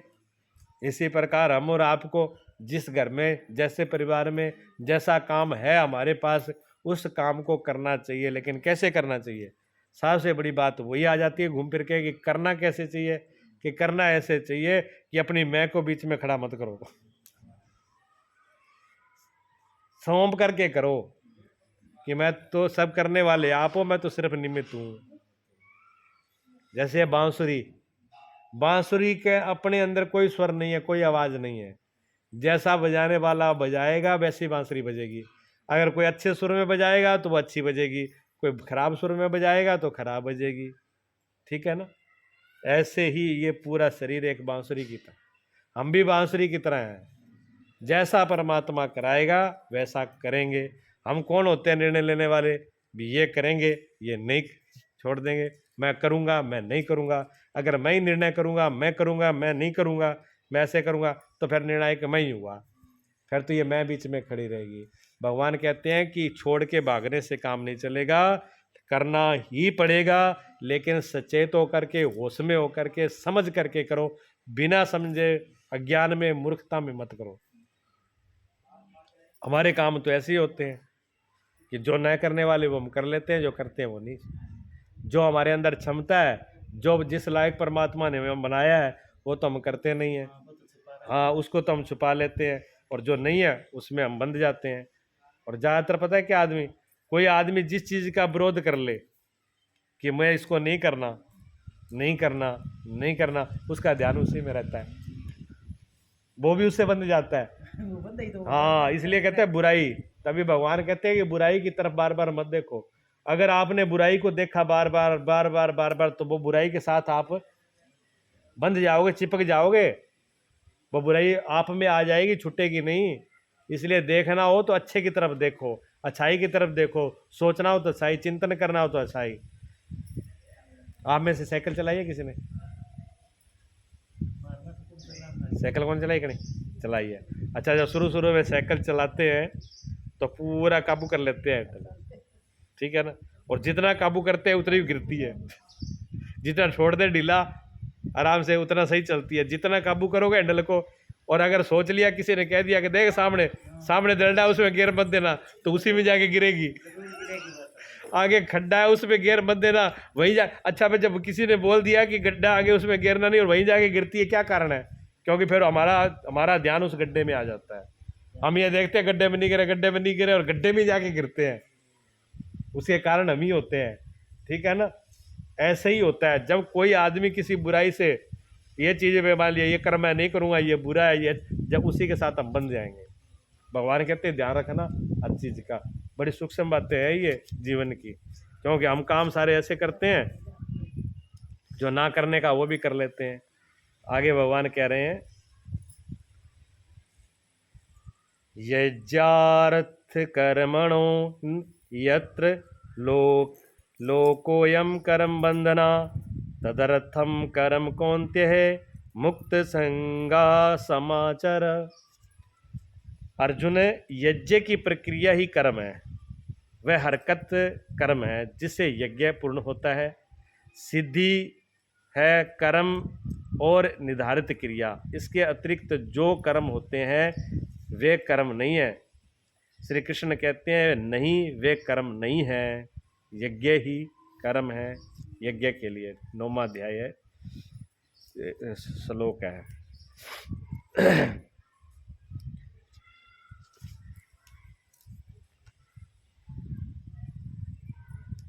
यज्ञ के निमित्त किए जाने वाले कर्मों के अतिरिक्त दूसरे कर्मों में लगा हुआ वह मनुष्य समुदाय कर्मों से बांधता है। इसलिए अर्जुन, तू आसक्ति से रहित हो करके उस यज्ञों के निमित्त ही भली भांति कर्तव्य कर्म कर। आई समझ में? यज्ञ के निमित्त किए जाने वाले कर्मों के अतिरिक्त और कर्म, यज्ञ के अलावा कहते हैं, भगवान कहते हैं भी यज्ञ के अलावा जो भी आप काम कर रहे हो, जो भी कर्म कर रहे हो, वो सब आपको बांधने वाले हैं।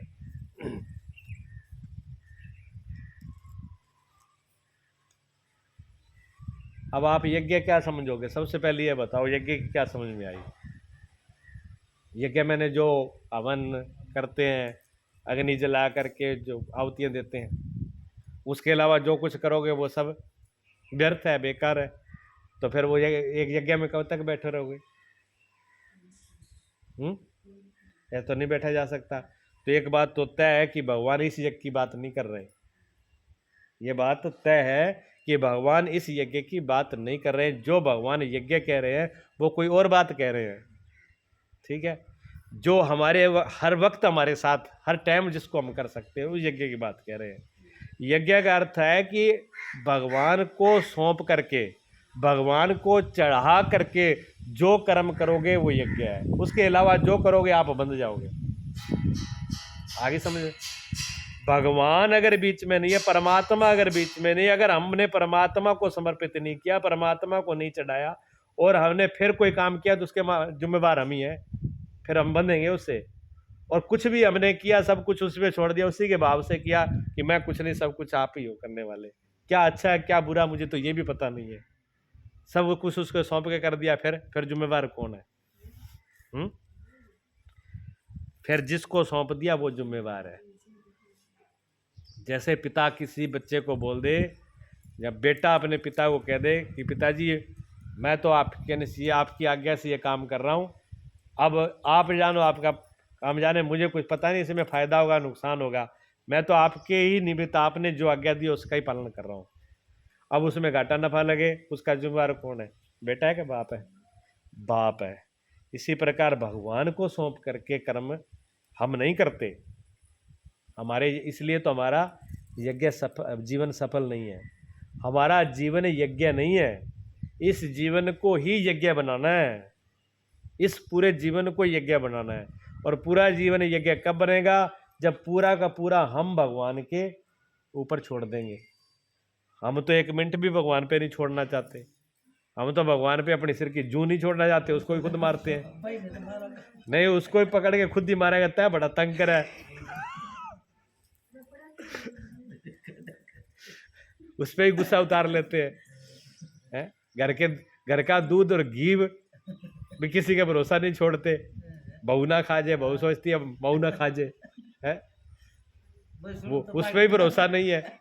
हम कोई चीज़ भरोसा दूसरे पे करते ही नहीं है। सब कुछ भगवान पे छोड़ देना, भगवान पे भरोसा करना बड़ी बात है, छोटी बात नहीं है। तो भगवान कहते हैं कि जो चीज़ हमको बिना चढ़ाए की उसमें आप बंध जाओ। कर्म किया वो कर्म आपको बांध देगा, वो आपको सुख देगा, सुख में बांध देगा, दुख देगा, दुख में बांध देगा। जो मुझे समर्पित यज्ञ के रूप में करोगे, वो जो मुझे समर्पित कर दोगे वो आपको बांधेगा नहीं। जो प्रभु को हम यज्ञ में क्या करते हैं, जो ये यज्ञ करते हैं, हम क्या करते हैं? जो हवन जिसको अग्नि जला करके आहुतियाँ देते हैं, उसमें भी क्या करते हैं? उससे यज्ञ में भी तो हम छोड़ते ही तो हैं। घी भी उसमें डाल देते हैं, सामग्री भी उसमें डालते हैं, सब स्वाहा कर देते हैं। तो उसमें सब स्वाहा कर देते हैं। उसमें स्वाहा करने तो सामग्री शुद्ध हो जाती है, लेकिन अपने को शुद्ध करने के लिए तो अपने को स्वाहा करना पड़ेगा। सती की कथा सुनी है कि सती ने यज्ञ में स्वाह किया अपने आप को, किया था ना। क्यों किया सती ने अपने को स्वाह? सती को अपने आप पर ज़्यादा भरोसा हो गया था, अपने आप की समझ पे ज़्यादा भरोसा था। सती अपने आप को ज़्यादा समझदार मानने लगी थी, इसलिए भगवान शिव की बात पे भरोसा नहीं किया और भगवान की बात को भी मान करके अपने आप पे भरोसा करके भगवान की भी परीक्षा कर ली, तो वो खुद अपने आप को दोषी हो गई। वो जब वो दोषी हो गई सती, तो सती को क्या करना पड़ा? सती को अपने आप को यज्ञ में स्वाह होना पड़ा, तब द्वारा जल में पवित्र हुई वो। हमको भी अगर पवित्र होना है तो स्वाह होना पड़ेगा, लेकिन इन कुंड में नहीं स्वाह होना, भगवान वाले परमात्मा के कुंड में ही। कहीं कोई इस कुंड में जाके आग जगह आके खड़ा हो कि भाई ये तो भगवान ने बोला था, गुरु जी ने बोल दिया। हाँ हाँ जी, तो काम खराब हो जाएगा, ऐसे नहीं है। तो भगवान कहते हैं कर्मों से भागो मत। जब कर्म बंधन के कारण है तो भगवान कहते हैं कर्मों से भागो मत। कर्मों को क्या, यज्ञ रूपी कर्म जो है उनको प्रभु के समर्पण होकर के करो। कर्मों से भागना कमजोरों का काम है, कमरों से कायरों का काम है, इनको हटा दीजिए। तुम्हारा जो मेन दोष है, जो बंधन का कारण है, वो है मेरा मेरा मैं, मेरा मैं मेरा। भगवान कहते हैं मैं मेरे को छोड़ दो। अगर मैं मेरा छूट जाएगा तो तुम सब बंधनों से मुक्त हो जाओगे, सबसे छूट जाओगे। जो मैं मेरा नहीं है, जिस काम को भी आप कर रहे हो, जिस भी कर्म को आप कर रहे हो, जिसमें मैं और मेरा नहीं है वो यज्ञ है, और जिसमें मैं मेरा आ गया वो फिर यज्ञ नहीं है, वो कर्म है। और वो कर्म फिर हमको पेलेगा, पीड़ेगा कोल्लू की तरह। ये दो पार्ट है ना चक्की वाले, एक सुख एक दुख है, दो पार्ट है। हाँ, एक सुख है एक दुख है, दोनों ही पीड़ते हैं बीच में। कभी सुख में पीसना, कभी दुख में पीसना, पीसते दोनों ही है ये। भगवान कहते हैं दोनों से बचने के लिए तीसरा उपाय ये किया है कि आप मेरी शरण में, हाँ भगवान की शरण में हो जाओ। जैसे वो चलाएगा वैसे चलेंगे। जैसे तिनका नदी में गिर जाता है, और तिनका जब नदी में गिर जाता है तो हाथ पैर नहीं मारता, मस्त हो जाता है। जहाँ तू चलेगा वहाँ चलेंगे, यात्रा बढ़िया चल रही है, क्या दिक्कत है। तिनका बड़ी मस्ती से तैर तैर के जाता है। कहीं कहीं ब्रेक लग जाए तो ठीक है, चल दिया, ब्रेक लगी तो स्टेशन आ गया, नहीं तो चल रही है, कोई कोशिश नहीं है। और जो तिनका लड़ने की कोशिश करे, भी मैं नदी में लड़ करके पार कर जाऊंगा, तो पार तो नहीं कर पाएगा वो, पर लड़ने के चक्कर में तैरने का आनंद भी नहीं ले पाएगा, पार भी जा नहीं पाएगा। अटके तो अटकेगा ही अटकेगा, जाएगा तो होना तो वही है जो नदी चाहेगी। लेकिन तिनके ने अगर ताकत लगाई, जोर लगाया कि नहीं हम तो पार होके रहेंगे, हमें रोकने वाला कौन है, तो वो जो आनंद है तैरने का वो खो जाएगा। इसी प्रकार ये जीवन की नदी है। ये जीवन की नदी जिसने परमात्मा के हाथ में सौंप दी, वो तो इस दुनिया का, यहाँ भी माया के भी आनंद लेता है, उसका भी पूरी मस्ती से आनंद लेते जाता है। क्यों, फिर खराब कुछ है ही नहीं, सब कुछ परमात्मा का ही है, परमात्मा के द्वारा ही आ रहा है, परमात्मा ही करने वाला है। फिर मुझे क्या टेंशन है, फिर तो मस्ती से, फिर ना अच्छा ना बुरा, फिर ना जन्म खराब ना मृत्यु खराब, क्योंकि सब कुछ उसी की है। जब सब कुछ उसी की है तो कैसे खराब हो जाएगी, ऐसा मीरा का विश्वास है। देखिए आप कि उसको चाहे सर्फों की पटारी आ रही है, चाहे विष का प्याला आ रहा है, चाहे कांटों की सैया आ रही है, लेकिन भगवान को इतनी समर्पित है कि सब कुछ आपका ही है। आप पंजाब में अपने यहाँ पर संत हुए महान पुरुष कौन है? नानक देव जी। नानक देव जी तो सब लोग जानते ही हो, नहीं तो देख लो वो फोटो लगी सामने। नानक देव जी भी ऐसी एक किसान के घर में ही जन्म लिया था, मेहता कालू राम मेहता के घर में जन्म हुआ था, ठीक है ना। तो काम करने के लिए भेज दिया गया किसके? एक साहूकार के यहाँ। पिताजी ने कहा ये कुछ करते तो है नहीं, एक साहूकार के यहाँ नौकरी पे भेज दिया। किसको? नानक देव जी को। नानक देव जी नौकरी पे चले गए। अब सबको काम क्या दिया साहूकार ने? उन्होंने कहा जो भी राशन पानी आए उनको ये राशन इतने से हिसाब से देना है, तोल तोल के देते रहना, और ये उसकी पेमेंट है वो लेते रहना और लिखते रहना, आप जिसको जो जाओ वो तोल तोल के देते रहना। तो जो आए अनाज देने का काम था उनका। तो वो आकर के जो भी आए उनको तोल तोल के दें, 1 2 3 4 5 6, वो ऐसे तोलते रहे। करते करते गिनती आई 13। जब 13 पे आई तो नानक देव जी की तो सुरत लग गई।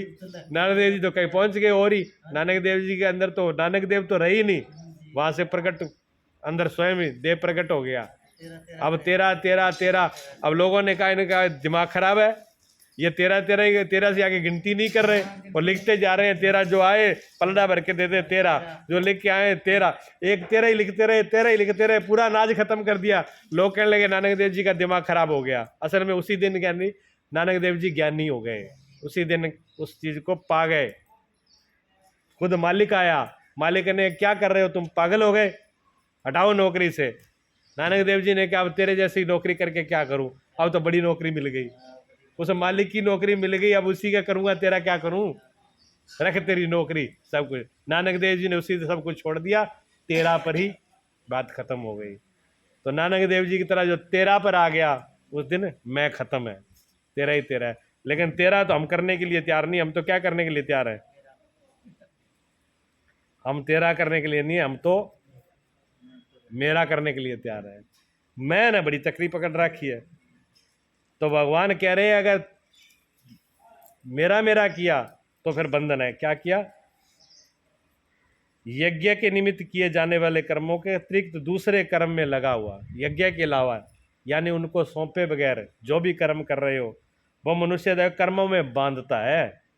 इसलिए अर्जुन तू आसक्ति से रहे तो करके मेरा मेरा छोड़ दे, ये मोह छोड़ दे, माया ये अंदर से राग छोड़ दे और उस यज्ञ के निमित्त भली प्रकार कर्तव्य कर्म कर। जा, तेरे को सब जो मैं कह रहा हूँ वो सब काम कर्तव्य कर, तेरा जो कर्तव्य है उसको कर, तेरे को कोई कर्म नहीं बांधेगा। लेकिन शर्त एक ही है, शर्त क्या है, यज्ञ की, मतलब सौंप करके, मेरे को सौंप करके आप फिर कुछ भी करो। भगवान कह रहे हैं उसी का नाम यज्ञ है। अगर आप भी परमात्मा को सौंप करके करोगे तो कोई झंझट नहीं है। अगर आपने भी कहा कि हम तो अपने आप को रख के करेंगे तो फिर भगवान कहते हैं तुम रखोगे तो फिर उसके लिए तैयार भी रहो, फिर बंधोगे तो उसके जिम्मेवार आप ही है। सह यज्ञा प्रजा श्रेष्ठवः पूर्वाच प्रजापति अनेन प्रसविष्याधिमेव वो तिष्ठ कामधनु। प्रजापति ब्रह्मा ने कल्प के आदि में यज्ञ सहित प्रजाओं को रचकर उनसे कहा कि तुम लोग इस यज्ञ के द्वारा वृद्धि को प्राप्त हो और ये यज्ञ तुम लोगों को इच्छित भोग प्रदान करने वाला हो। भगवान कहते हैं कि प्रजापति ब्रह्मा ने कल्प के, प्रजापति प्रजा के पालने वाले। अच्छा, प्रजा के पालने वाले कौन है बताओ, पूरी दुनिया को, पूरी सृष्टि को पालना कौन कर रहे हैं, परमात्मा कर रहे हैं, भगवान कर रहे हैं। तो जो भगवान है वही तो प्रजापति है। और दूसरा प्रजापति कौन है, जो उस सब कुछ भगवान को ही समर्पित कर दिया और खुद भगवान के रूप हो गया। भगवान को सोच कर भगवान के चरणों में आहुति दे करके और जो भगवान के ही समर्पित हो गया, उनके रूप हो गया, वो भी प्रजापति है। लेकिन यहाँ ब्रह्मा जी को भगवान कहते हैं, ब्रह्मा कल्प के आदि में जब शुरू होता है तो ये सिर्फ आपके लिए नहीं कह रहे भगवान कि आप छोड़ दो। भगवान कहते हैं ये सृष्टि की रचना ही ऐसे हुई है कल्प में, शुरू में जो ब्रह्मा, परमात्मा कहते हैं कि अगर कोई कहे कि मैं करता हूं, आपने भगवान को करते हुए देखा है कहीं, बताइए किसी ने भगवान को करते हुए देखा है? भगवान भी नहीं करते। भगवान तो कहते हैं मैं अकर्ता हूं। भगवान अपने आप को क्या कहते हैं, मैं अकर्ता हूं, यानी मैं कुछ नहीं करता हूं। ये बात कौन कहते हैं, खुद भगवान कहते हैं। और भगवान के मैं ही करता हूं तो भगवान कहते हैं अगर मैं ही करता हूं तो मैं ही बन जाऊंगा आपका, पर मैं तो खुद ही करता हूं। तो भगवान कहते हैं इस सृष्टि की रचना ही अकर्ता से हुई है, जो कुछ भी नहीं करता उसी से हुई है। इसलिए तुम बीच में करने वाला कौन है भाई? तुम अपने आप को करता मत मान, ये सब अकर्ता से ही हुआ है, करने वाला बीच में कोई है। जो करने वाला बीच में आ जाता है वो बंधता है, तो अकर्ता हो जाता है। तो भगवान भी जो करते हैं, पूरी सृष्टि सब कुछ चल रही है, उसका अभिमान भगवान को भी नहीं है, उसका अभिमान भगवान का भी नहीं है। भी भगवान भी ये नहीं कहते कि मैं कर रहा हूं, फिर भी सब हो रहा है उनके होने में से। जैसे सूर्य है, सूर्य जब उगता है, सूर्य जब उदय होता है सुबह, तो पक्षी जग जाते हैं, इंसान भी जग जाते हैं, और फूल भी जग खिल जाते हैं, पेड़ पौधे भी जग जाते हैं। तो क्या सूर्य सबको पकड़ पकड़ के जगाता है? मैं आ गया भाई उठो, अब सब उठ जाते हैं ना। अच्छा, सूर्यों के आने से उठे ना?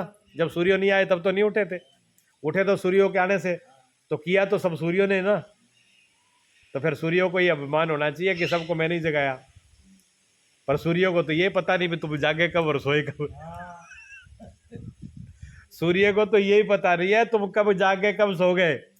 उसके होने मात्र से सब लोग जग जाते हैं, उसके न होने मात्र से सब लोग सो जाते हैं। बताइए, इसी प्रकार सूर्यों की तरह परमात्मा सूर्यों की तरह है। परमात्मा के शक्ति से सब कुछ हो रहा है, लेकिन फिर भी परमात्मा को तो करता नहीं है। परमात्मा परमात्मा अकर्ता ही है, सब कुछ हो रहा है फिर भी ये करता है। अब सूर्यों का प्रकाश हमारे साथ कुछ कर रहा है, बताओ? हम लोग सूर्यों के प्रकाश में सब काम कर रहे हैं, पर सूर्यों का प्रकाश हमारे साथ क्या कर रहा है? कुछ कर रहा है? कुछ नहीं कर रहा। वो तो ये नहीं कहता कि मैं प्रकाश लेके आऊं, अब आप गीता जी पढ़ो, गीता जी पढ़ो, देख लो, बाद में मैं चला जाऊंगा, फिर तुम्हें अक्षर दिखेंगे नहीं। सूर्य तो नहीं कहता। और कोई इसके प्रकाश में किसी की गर्दन बांटने लगे तो सूर्य ये कहेगा कि मत बांटो, मैं देख रहा हूं। सूर्य बिल्कुल प्रकाश अलग खड़ा हुआ है ऐसे, उसके सहारे से सब काम हो रहे हैं। ठीक है, परमात्मा है, सब कुछ उसके बिना कुछ भी नहीं हो सकता, लेकिन फिर भी अकर्ता है। लेकिन हम लोग ऐसे मूर्ख हैं कि हमारे से कुछ भी नहीं होता तो भी मैं करके बीच में मैं अड़ाई रखते हैं, और मैं जितनी अड़ती है उतनी बीमारियां पैदा होती है। फिर आती है रीस, फेंक फेंक के हमारा भंडा। और तो किसी पे जोर नहीं चलता, जा तो टब्बर ने कूट लो, गुस्सा आए जहाँ तो बच्चों को पीट लो, जहाँ बर्तन फेंक दो, जहाँ पशुओं को पीट लो। ये होता है, अपने वाला दोष नहीं दिखता भी मेरे अंदर मैं खड़ी बहुत बड़ी है। हाँ, सब उन्हीं पे निकालते हैं।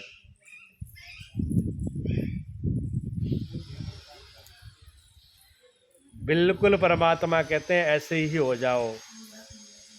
मीरा जब नाचने लगी तो मीरा को रोका, तुम क्यों नाचती है? मीरा कहती मैं कहाँ नाचती हूँ, मुझे पता ही नहीं, मैं नहीं नाचती हूँ, भगवान नाचते हैं। मीरा को जब नाचने लगती थी तो मीरा को होश नहीं रहता था। मीरा कहती है जब मैं होश में होती हूँ, जब मैं होती हूँ तो मैं नाच ही नहीं पाती हूँ, दुनिया कहे तो भी नहीं नाच पाती, और जब मैं नाच उठता है तो फिर मुझे होश नहीं रहता, फिर तो वही हो जाता है। ऐसे जितने भी महापुरुष हुए, जिन जिन महापुरुष के जीवन में घटना घटी, कबीर साहब को कहा कि आप ज्ञानी होकर के और फिर भी पूरे दिन धागा बुनते रहते हो। कबीर साहब ने कहा मैं क्या करूं, वो जो करवाता है वो होता है, मैं थोड़ी बुन रहा हूं। और जब उसको ही शर्म नहीं आती तो मुझे ज़्यादा शर्म आएगी। जब उसको शर्म आए तो बंद कर ले। जब उस मालिक को ही है, सब सृष्टि का मालिक है, सबसे बड़ा है, मैं तो एक फिर भी मैं कुछ भी नहीं हूँ, जो मेरी इज्जत चली जाएगी। जो सबका बड़े इज्जत वाला है, सबसे बड़ा जो धनी है, सबसे बड़ा जो लैलाट, सबसे ऊपर पद में बैठा है, जब उसको ही शर्म नहीं आती धागा बुनने में, तो मैं कौन होता हूँ? अगर उसको शर्म आए तो बंद करवा ले। ये हाथ वही चलाता है, ये आंखें वो चलाता है, ये पैर भी वो चलाता है, ये धागे की तार भी वही बांधता है, ये सब काम उसके हैं। जिस दिन वो बंद करेगा हो जाएगा, जिस दिन उसको शर्म लगेगी ना करे। मैं कौन होता हूँ बीच में करने वाला और ना करने वाला? ऐसी गति हो जाती है। भगवान को सौंप के जो करते हैं उनकी गति ऐसी है, कर्ता भाव को छोड़ना होता है। जो कर्ता को छोड़ देता है वो कर्म से बंधता नहीं है। एक फकीर थे, महात्मा फकीर थे, तो इतने भक्ति भाव में, इतने निर्मल पवित्र चित्त, कहते देवता प्रसन्न हो गए। जब कोई दिव्य हो जाएगा तो अच्छा हो जाएगा तो देवता प्रसन्न होंगे ही। देवता प्रसन्न हो गए। देवता ने आकर के उस फकीर से कहा कि हम आपसे बड़े खुश हैं, आपके स्वभाव से, आपकी तपस्या से, और आपके नियम धर्म से, और आपकी निर्मलता शुद्धता से, ऐसा वरदान मांगो। वो फकीर जो है बैठ के सिर कुचलने लगा। वो कहने लगे आपने मेरे को झंझट में डाल दिया। देवता कहते दुनिया हमारे तरसती है हमारे लिए कि देवता प्रकट हो, वरदान दे, और हम नहीं दे पाते, और हम आपके ऊपर प्रसन्न है क्यों, आप इस योग्य हैं। फकीर ने कहा वो तो सारी बात ठीक है, पर मेरी एक बात समझ में नहीं आती कि कुछ टाइम पहले आता तो मांगता, अब वो मांगने वाला ही नहीं रहा, मांगे कौन? मैं मांगे कौन, मांगने वाला ही विदा हो गया। अब जब मांगने वाला ही विदा हो गया तो मांगे कौन है? तो उन्होंने क्या करें? देवताओं ने कहा देखो ऐसे हम जा तो नहीं सकते, अब आए हुए वरदान तो जरूर दे के जाएंगे। हम आपको 3 वरदान देते हैं। आप जिसकी तरफ देखोगे वो रोगी भी ठीक हो जाएगा, जिसकी आंखें नहीं होगी उसकी आंखें भी आ जाएंगी, और मुर्दों के भी छू लोगे, आप मुर्दों के भी हाथ लगा दोगे तो मुर्दा भी में प्राण आ जाएंगे, दोबारा जिंदा हो जाएगा। तो फकीर कहने लगा एक बात है, अगर आप दे ही जा रहे हो, देवता ही हो और देना ही चाहते हो, तो फिर एक वरदान और दे दो कि हमारे हाथ से ठीक हो जाए, हम जिसको देख ले उसकी बीमारी दूर हो जाए, उसको आंखें आ जाए, स्वास्थ्य मिल जाए, मुर्दे में प्राण आ जाए, ये सब कुछ हो जाए, लेकिन एक वरदान दे दो कि इनका सब का मुझे पता नहीं चले भी मेरे से कुछ हुआ है। ये वरदान और दे दो भी मैंने कुछ किया। ये वरदान सारे मेरी छाया को दे दो, मेरी छाया को पता लगे भी उधर ही उधर हुआ है, मेरे तक आना नहीं चाहिए। क्योंकि अगर मेरे तक आया, अगर मेरे को एहसास हुआ तो ये सबसे बड़ी बीमारी है। हाँ, तो जो करने वाले होते हैं ना, जो करते हैं वो मैं नहीं करते, और जो मैं करते हैं वो कुछ नहीं करते बंधन के अलावा। मैं किसने करी थी? सती के पिताजी ने, दक्ष ने। भगवान शिव ने गला काट के और बकरे का लगा दिया, कहला तुमने बड़ी मैं हुआ, तू ज्यादा मैं करता है, लेकर मैं बकरे ने किया तो कटाया शीस, और मैना ने मैना कहा तो मोल भया 10-20। मैना कहते हैं तोते को, मैना कहती है मैं नहीं हूं, मैं नहीं हूं, तो कहते हैं उसका तो 10-20 रुपया मोल बन गया, और मैं बकरे ने करा तो कट गया शीस। तो अहंकार करने वालों का साय शीस कटने के और कुछ। जिसने एम किया, जिसने मैं किया, उनके तो सिर कट गए, और जिसने सौंप दिया उनके सब सुधर गए। ये समर्पण का मार्ग है। एक श्लोक और कर लें, मैंने टाइम देखा नहीं है, चलो एक श्लोक और हो जाएगा, कोई बात नहीं।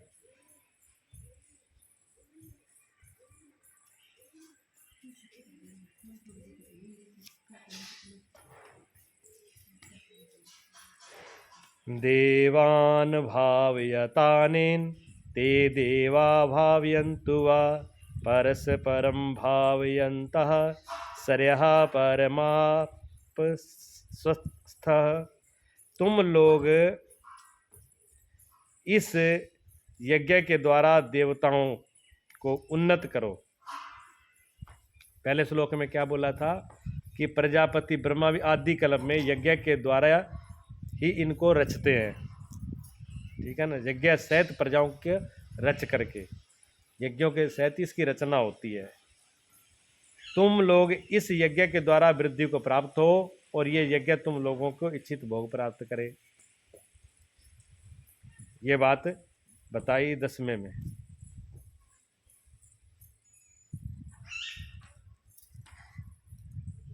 पीछे वाले श्लोक में। अब आगे भगवान कहते हैं तुम लोग इस यज्ञ के द्वारा देवताओं को उन्नत करो, और देवता तुम लोग को उन्नत करें। इस प्रकार निस्वार्थ भाव से एक दूसरे को उन्नत करते हुए तुम लोग परम कल्याण को प्राप्त हो जाओगे। अच्छा, देवता कौन है? देवता आप कहते हो जो स्वर्गलोक में रहते हैं वो देवता है। स्वर्ग क्या है? सुख, जो आनंद में अच्छी जगह पर रहते हैं। जो अच्छी जगह पर रहते हैं, अच्छे स्थान पर रहते हैं, जो हमेशा तो खुश रहते हैं, वो देवता है। ऐसा ही मानते हो? ठीक है। तो ऐसा कौन रहेगा? जो अच्छा व्यक्ति होता है, जो सज्जन व्यक्ति होता है, अच्छा व्यक्ति होता है, बढ़िया। वो क्या होता है? वो अच्छे कर्मों के द्वारा देवगति को, अच्छाई को प्राप्त होता है। अच्छाई को प्राप्त तो वही तो होगा। ऐसा विधान भी है कर्मों का। कहते हैं श्रेष्ठ कर्म करने वाला व्यक्ति क्या होता है? देवगत को प्राप्त होता है। और जो बुरे कर्म करता है वो नरक को, छोटी जोनियों को, नीच जोनियों को प्राप्त होता है। इसलिए तो दो भागों में बांटा गया है इनको। तो जो अच्छी आत्मा है और बुरी आत्मा, आत्मा कितनी प्रकार की है? अच्छी और बुरी और बीच की, 3 प्रकार की आत्मा है। आत्मा कितने प्रकार की है? 3 प्रकार की। एक तो अच्छी होती है, जो अच्छी आत्मा है वो तो उत्तम हो जाती है, देव गति को होती है। और जो बुरी आत्मा है वो बहुत नीच हो जाती है। और एक बीच की आत्मा है, जो ना अच्छी है ना बुरी, जो अच्छी भी करती है वो बुरी भी करती है। एक बात और महान पुरुषों द्वारा बताई गई है और सिद्ध है कि अच्छी आत्माओं का जन्म तुरंत हो जाता है, बीच की जो आत्मा है, बीच की जो आत्मा है उसका जन्म तुरंत हो जाता है। जो बहुत अच्छी आत्मा होती है वो, उनका जन्म जल्दी से नहीं होता, क्योंकि उनको गर्भ धारण करने वाला वैसे माँ बाप, वैसा गर्भ, वैसा पेट, वैसी योनि नहीं मिलती है। जैसी आत्मा हो वैसी माँ चाहिए। जैसे माँ का, राम जी ने जन्म लिया, राम का अवतार हुआ, कृष्ण हुआ, गौतम बुद्ध, महावीर, उनको लिए वैसी माँ चाहिए। हर माँ के यहाँ ऐसे बेटा का जन्म नहीं हो सकता, माँ भी तो वैसी होनी चाहिए। ठीक है ना? और जो दुष्ट, बहुत ज़्यादा दुष्ट आत्मा होती है, उनका भी जन्म नहीं होता, उनके लिए भी बहुत दुष्ट जगह चाहिए, वैसी चाहिए। जैसे बहुत बड़े मतलब रावण है, कुंभकर्ण है, और ऐसी जो आत्माएं थी जो दुष्ट प्रकृति की, उनके लिए भी वैसी माँ होना जरूरी है। तो उनके लिए जगह जल्दी से नहीं मिलती है, वैसी माँ बाप जल्दी उनको मिलते नहीं है। और जो बीच वाले हैं उनके तो बीच की सीट खाली है, सबसे ऊपर वाली सीट एक ही है, वो सीट के लिए इंतजार करना पड़ता है तब मिलती है। और नीचे की नीचे जो सीट है उसके लिए इंतजार करना है, बीचे वाली सारी सीटें खाली है, कोई आओ कोई जाओ। तो सामान्य जो आत्माएं होती हैं, उन आत्माओं का जन्म मरे और जन्म लिया, मरे और जन्म लिया, ऐसा होता रहता है। लेकिन अच्छों के लिए टाइम लगता है, देवताओं के लिए भी टाइम लगता है, और ज़्यादा बुरियों के लिए भी टाइम लगता है, क्योंकि वैसी जगह उनकी होती नहीं है। उनके लाने के लिए, बुलाने के लिए भी वैसा कर्म करना पड़ता है। इसलिए माताएं जो कहती हैं कि घर में देखो, उन्होंने क्या ना, पहला संस्कार, आपने कल बोला था कि संस्कार की बात हो रही, सबसे पहला हमारा संस्कार, ये सिर्फ हिंदू धर्म, हिंदू संस्कृति जो है, ये आपकी जो सनातन संस्कृति है, इसी के अंदर इसी मुनियों ने ये विधान किया है कि पहला संस्कार गर्भाधान का संस्कार है। माता के ने कैसा बच्चे को जन्म देना है, पहले ये माँ बाप निर्णय कर लें कि मुझे कैसे बच्चे को जन्म देना है। मुझे दुष्ट बच्चे को जन्म देना है, अच्छे बच्चे को जन्म देना है, सूरवीर को देना है कि धर्मात्मा को देना है। ठीक है ना? अब बहुत से लोग कहते हैं जी हम तो इच्छा कर लेते हैं, हम तो बुरा थोड़ी चाहते हैं। कौन माँ बाप है जो बुरा चाहे? हर माँ बाप अच्छे चाहते हैं, तो सब बेटा बेटी अच्छे ही होना चाहिए, फिर खराब क्यों हो जाते हैं? बिल्कुल सही बोल रहे हैं वो। सिर्फ चाहने से, इच्छा करने से नहीं मिलता है, उसके लिए अपने आप को तैयार करना पड़ेगा, पहले माँ को तैयार होना पड़ेगा। ठीक है ना? जब कपिल का मुनि का जब जन्म हुआ था, उससे पहले क्या बोला था? पेयोव्रत, भागवत जी में आता है ना, पेयोव्रत व्रत धारण करो आप, कितने टाइम के लिए? नहीं जी, कितने टाइम के लिए? कहते हैं 1 साल के लिए। 1 साल के लिए आपको व्रत करना है और पूरे नियम में रहना है, बिल्कुल एक क्षण के लिए भी अशुद्ध नहीं होना, और अन्न का त्याग करना है। उसके बाद में फिर आपके पेट में जो संतान होगी वो विजयी होगी। ये वरदान दिए गए। कितना नियम करना, माँ को कितना तपस्या करनी पड़ी, तब उसके योग्य हुई, तब माँ के गर्भ में वो जीवात्मा आई, माँ के पेट में। इसी प्रकार पहले माता को, पिता को, खास करके माता को तैयार होना पड़ता है, अपने आप को अंदर से बाहर से इतना शुद्ध करना पड़ता है, तपस्या करनी पड़ती है, मेहनत करनी पड़ती है। उसके बाद में उस आत्मा को आह्वान करके बुलाया जाता है। उसके सारे विधि विधान शास्त्रों में लिखे हुए हैं। और फिर जो चाहे, कोई कहे लड़का नहीं होता या लड़की नहीं होती, जो चाहे वही होता है, ये बता दें हम। लड़का चाहे तो लड़का होता है, लड़की चाहे तो लड़की होती है, लेकिन हम उसके लिए तैयार ही नहीं, हम खुद ही तैयार नहीं होते। फिर भगवान को दोष देते हैं, भगवान ने ये पटक दिए, वो पटक दिए। पटक क्या दिए, गलती हमारी खुद की है। पहला संस्कार गर्भाधान संस्कार है, उसके नियम है, वो करना चाहिए। अब वो नियम न तो बच्चों को पढ़ाए गए, ना माँ बाप को पता, जिनको पता है वो बिना बोले बताएंगे नहीं। मान लो शास्त्र पढ़े किसी संत महापुरुषों ने, उनको बच्चे पैदा नहीं करने, ठीक है। जिनको पैदा करने उन्होंने ना शास्त्र पढ़े, ना उस रास्ते पे जाए, ना वो किसी जाके गुरु से पूछे भी हमको संतान पैदा करनी है, क्या नियम धर्म है। वो नियम धर्म पूछते ही नहीं है। वो कहते हैं बच्चे पैदा करने के लिए क्या नियम धर्म होते हैं, वो तो हो ही जाते हैं, हो जाते हैं। तो फिर वो जैसे होते हैं वैसे हो जाते हैं, ये समस्या है। तो भगवान ने क्या कि आत्माएं हैं, आत्मा बुरी अच्छी है। तुम लोग देवताओं को, तुम लोग इस यज्ञ के द्वारा देवताओं को उन्नत करो। देवताओं को उन्नत करना है। जो श्रेष्ठ आत्मा है वो प्रसन्न कब होंगी? देवताओं को उन्नत करना, देवताओं को खुश करना, देवताओं को प्रसन्न करना। कैसा है पॉइंट, बहुत अच्छी बात, ये बात ध्यान में रख, इस बात को पकड़ना आप। हाँ, इधर उधर किया चाहे आत्मज्ञान हो ना, लेकिन इस बात को जरूर पकड़ लेना, आपके काम की बात है, बहुत जोर की, ये समझने की बात है, इसमें भगवान की मोहर लगी हुई है। इस बात को ध्यान से सुनना, इस श्लोक को थोड़ा सा।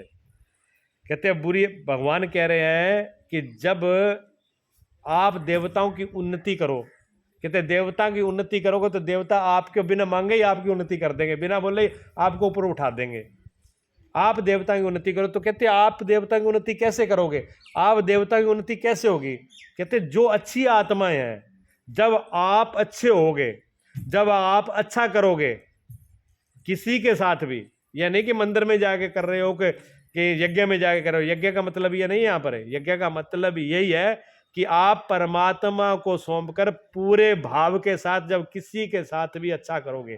आप किसी एक भिखारी को भी भोजन दे रहे हो तो आप उसको भिखारी मत समझो और उसको बुरा मत समझो, आप पूरा ये समझो कि भगवान ही मेरे दरवाजे पर आज भिखारी का इस रूप में आए हैं और पूरे श्रद्धा, ये मैं भोजन जो दे रही हूँ, मैं जो इसको सेवा कर रही हूँ, ये मैं तो भगवान के निमित्त कर रही हूँ। वो क्या है, उसे कोई लेना देना नहीं है, कैसी उसकी शक्ल है, कैसा उसका रूप रंग है, उसे कोई मतलब नहीं। आपने जो देना है, ये नहीं कि बहुत कुछ देना, आप पूरा घर लुटाना, नहीं। आपको एक रोटी देनी है, दो देनी है, थोड़ा देना, ज़्यादा कितना देना, इससे मतलब नहीं है। मतलब आपके भाव से है कि आप किस भाव से दे रहे हो। आप परमात्मा के भाव से पूरे प्रसन्न चित्त होकर के आप दूसरे की सेवा में लगा दीजिए। उसी टाइम में जो अच्छी आत्माएं हैं आपके चारों तरफ मंडराने लगेंगी। जैसे ही आप उस भाव में आओगे, आपके चारों तरफ से अच्छी भावनाएं चक्कर काटना शुरू कर देंगी। जैसे जैसे आपके अंदर शुद्ध अच्छी भावनाएं, भाव जागृत होता जाएगा, जितना जितना गहरा भाव जागृत होता जाएगा, जितना प्रेम श्रद्धा भक्ति आपके अंदर आती जाएगी, चारों तरफ से अच्छी आत्माएं आपको घेरने लगेंगी बिना मांगे। संत जो महापुरुष होते हैं वो देवी देवताओं का मंत्र तंत्र करके बुलाते नहीं, पूजा नहीं करते। देवता साधु संत के तुम रखवारे होता ना गया बिन पैसारे।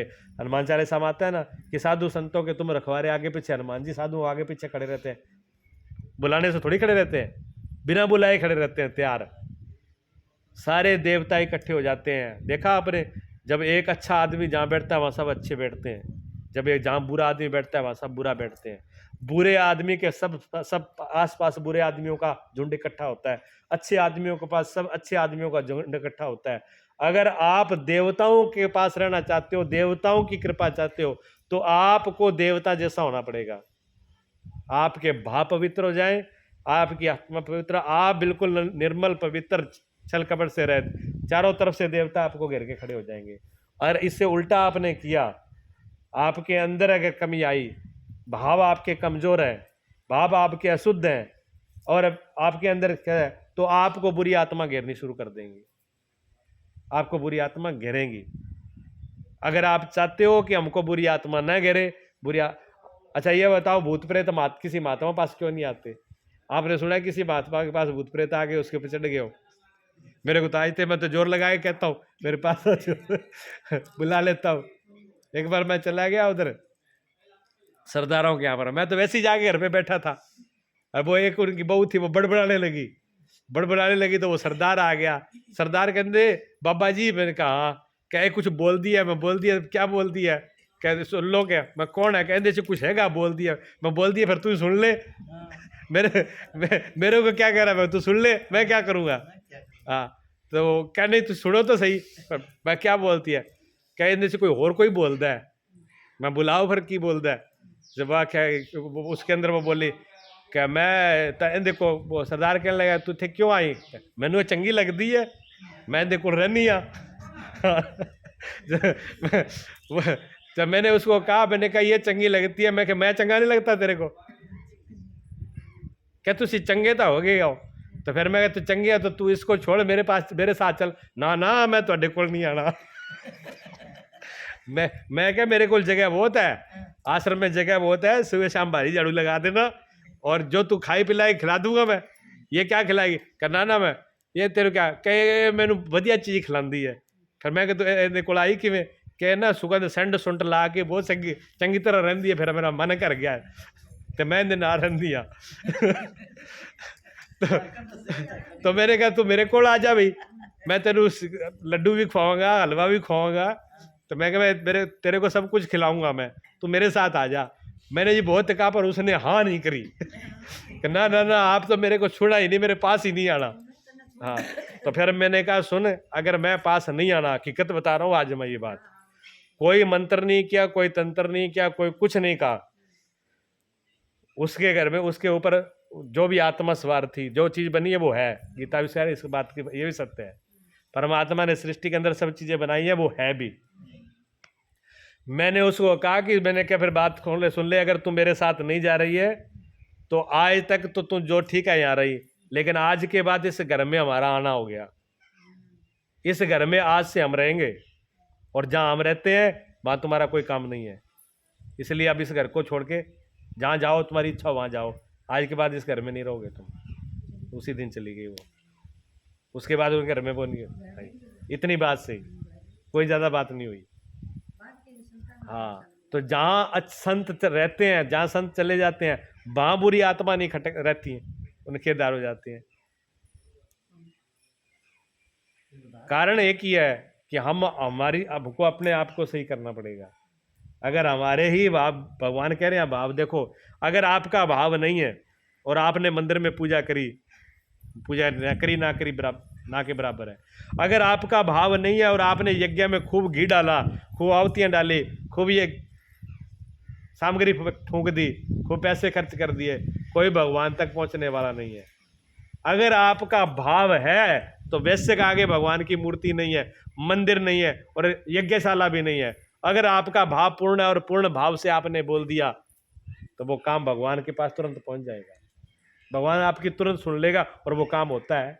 बहुत बार आपके साथ हुआ है, जब सच्चे भाव से आप, कोई चारों रास्ते बंद हो जाते हैं, जब सच्चे भाव से भगवान को बुलाते हो तो वो आपके काम को कर देता है? और मंदिर में बैठ के झूठा नाटक करते हो, भगवान जानते हैं आ गया नाटकबाज। हाँ, या घंटी लाएगा, लड्डू दिखाएगा, फल दिखाएगा, लोटा दिखाएगा, दूध दिखाएगा, इतने में मेरे खुश करने के लिए बड़ा नाटकबाज है। भगवान जानते हैं पूरा नाटक किया है, ये दिखाता देता कुछ नहीं है। भगवान प्रसन्न नहीं होते, और भगवान प्रसन्न हो जाते हैं जब आपके हाथ में कुछ भी नहीं होता, गोबर का बट्टू, हाथ में झाड़ू है, गोबर है, और आपने पुकार लिया तब भी खुश हो जाता है। हाँ, एक भगत का नाम सुना ना आपने? एक भगतनी ऐसी थी, वो भगतनी ऐसी थी, वो जो कुछ आता तो भगवान पे चढ़ाती थी। ये दीनानाथ तेरा ही हाथ, कचरा डालने लग जाती तो ये दीनानाथ तेरा ही हाथ। एक दिन क्या हो गया, भगवान बैठे थे बैकुंठ में, नारद जी आए और भगवान के ऊपर कचरा ढेर सारा धड़ाम धड़ी से पटका। बैकुंठ में नारद कहने लगे भगवान ये क्या बैकुंठ में और कचरा? उसने कहा, भगवान हंसने लगे। भगवान कहने मेरे भगत ऐसी है। वो क्या, वो भगतड़ी थी, वो चली गई यात्रा करने, 1 महीने बाद आई, 1 महीने में आई तो घर में पूरा कुटला ही कुटला भर गया, सब कचरा था। अब वो तो भगवान की सब कुछ भगवान को सौंपती, पूरा सारा कचरा इकट्ठा किया, ये दीनानाथ ला तेरे अर्पण, वो भगवान के ऊपर। तो जो जिन पे भाव है उनसे तो भगवान का कचरा भी पहुंच जाता है वहाँ, और जिनमें भाव नहीं है उनके हीरे जवाहरात सोना चांदी फल फ्रूट भी नहीं पहुंचते। बात भावों की है। भाव हमारे कहाँ बन पाते हैं? भाव हम बना कहाँ पाते हैं? भाव हम बना ही नहीं पाते। भाव तो हमारे खो गए सारे। कुभावना तो बहुत है लेकिन भावना नहीं है, कुभावना, बुरी भावना, कुभावना हमारे अंदर भर गई। हमारा हृदय इतना खराब हो गया, अब कुभावनाओं को लेकर के जो करेंगे वो सब बेकार हो जाएगा, जहर हो जाएगा, और भाव को लेकर के जो करेंगे वो सब अच्छा ही अच्छा हो जाएगा। तो देवता वहाँ कहाँ पहुंचे थे? तुम लोग इस यज्ञ के द्वारा देवताओं को उन्नत करो और वे देवता तुम लोग को उन्नत करेंगे। इस प्रकार निस्वार्थ भाव से, देखिए निस्वार्थ भाव, कोई स्वार्थ ना रखो, कोई मतलब ना रखो, भी ये मिलेगा वो मिलेगा ये हो जाएगा, ये सारा कुछ छोड़ करके आप करिए। कर कोई भी सेवा कर दो, आप माँ बाप की कर दो, दूसरे की कर दो, उसी कर दो, कुछ भी, जब भाव से आप जो भी कुछ कर दोगे थोड़ा बहुत, वो आपका यज्ञ हो जाएगा। एक अन्न का दाना भी यज्ञ हो जाएगा। एक दूसरे को उन्नत करते हुए तुम लोग परम कल्याण को प्राप्त होगे। देवताओं का, उन देव आत्मा का भी कल्याण हो जाएगा और आपका भी कल्याण हो जाएगा, दोनों का कल्याण हो जाएगा। लेकिन अपने एम को, मैं को रख करके नहीं, सब सौंप करके कर दोगे तब। बुरा आदमी जो करेगा वो बुरा ही करेगा और अच्छा आदमी जो करेगा अच्छा ही करेगा। इसलिए अपने आप का भाव बन गया, हम सुधर गए, तो सब कुछ हो गया। जो दूसरे की जो उन्नति करता है, दूसरे को जो बढ़ाता है, जो दूसरे के लिए करता है, गुरुजी कहते हैं उसको अपने लिए कुछ करना नहीं पड़ता। ये बात गुरुजी भी कहते थे कि जो दूसरों के लिए करता है, दूसरों की सोचता है, उसको अपने लिए कुछ भी नहीं करना पड़ता। एक दिन बैठे थे यहाँ पर गुरुजी इसी कमरे के अंदर, तो यही बात चली थी। तो गुरुजी ने कहा देखो ये कमरा मैंने छोटा था, सेवादार ज़्यादा आते थे तो बैठने की जगह नहीं थी, तो मैंने ये कमरा सेवादारों के लिए बनाया, भी सेवादार आराम से आके इस कमरे में बैठ जाएं। अच्छा, फिर गर्मी थी, दिक्कत होती थी, पंखा नहीं था, तो सेवादारों के लिए कूलर लगा दिया, पंखा लगा दिया। अब लगाया तो सेवादारों के लिए, कमरा भी सेवादारों के लिए बनाया। तो सेवादार तो कोई महीने में आता है, कोई हफ्ते में आता है, कोई साल में आता है, रोज आता है, वो कोई घड़ी दो घड़ी बैठता है, और मैं 24 घंटे इसमें रहता हूँ। तो मेरे अपना प्रबंध तो मैंने किया ही नहीं, बिना किए मेरा सब प्रबंध हो गया। क्या मुझे तो 24 घंटा उसी में रहना है? 24 घंटे मैं इसमें रहता हूँ, किया दूसरे के लिए। ऐसा ही होता है, जो दूसरों के लिए करता है उसका अपने आप हो जाता है। बोलिए सच्चिदानंद भगवान की।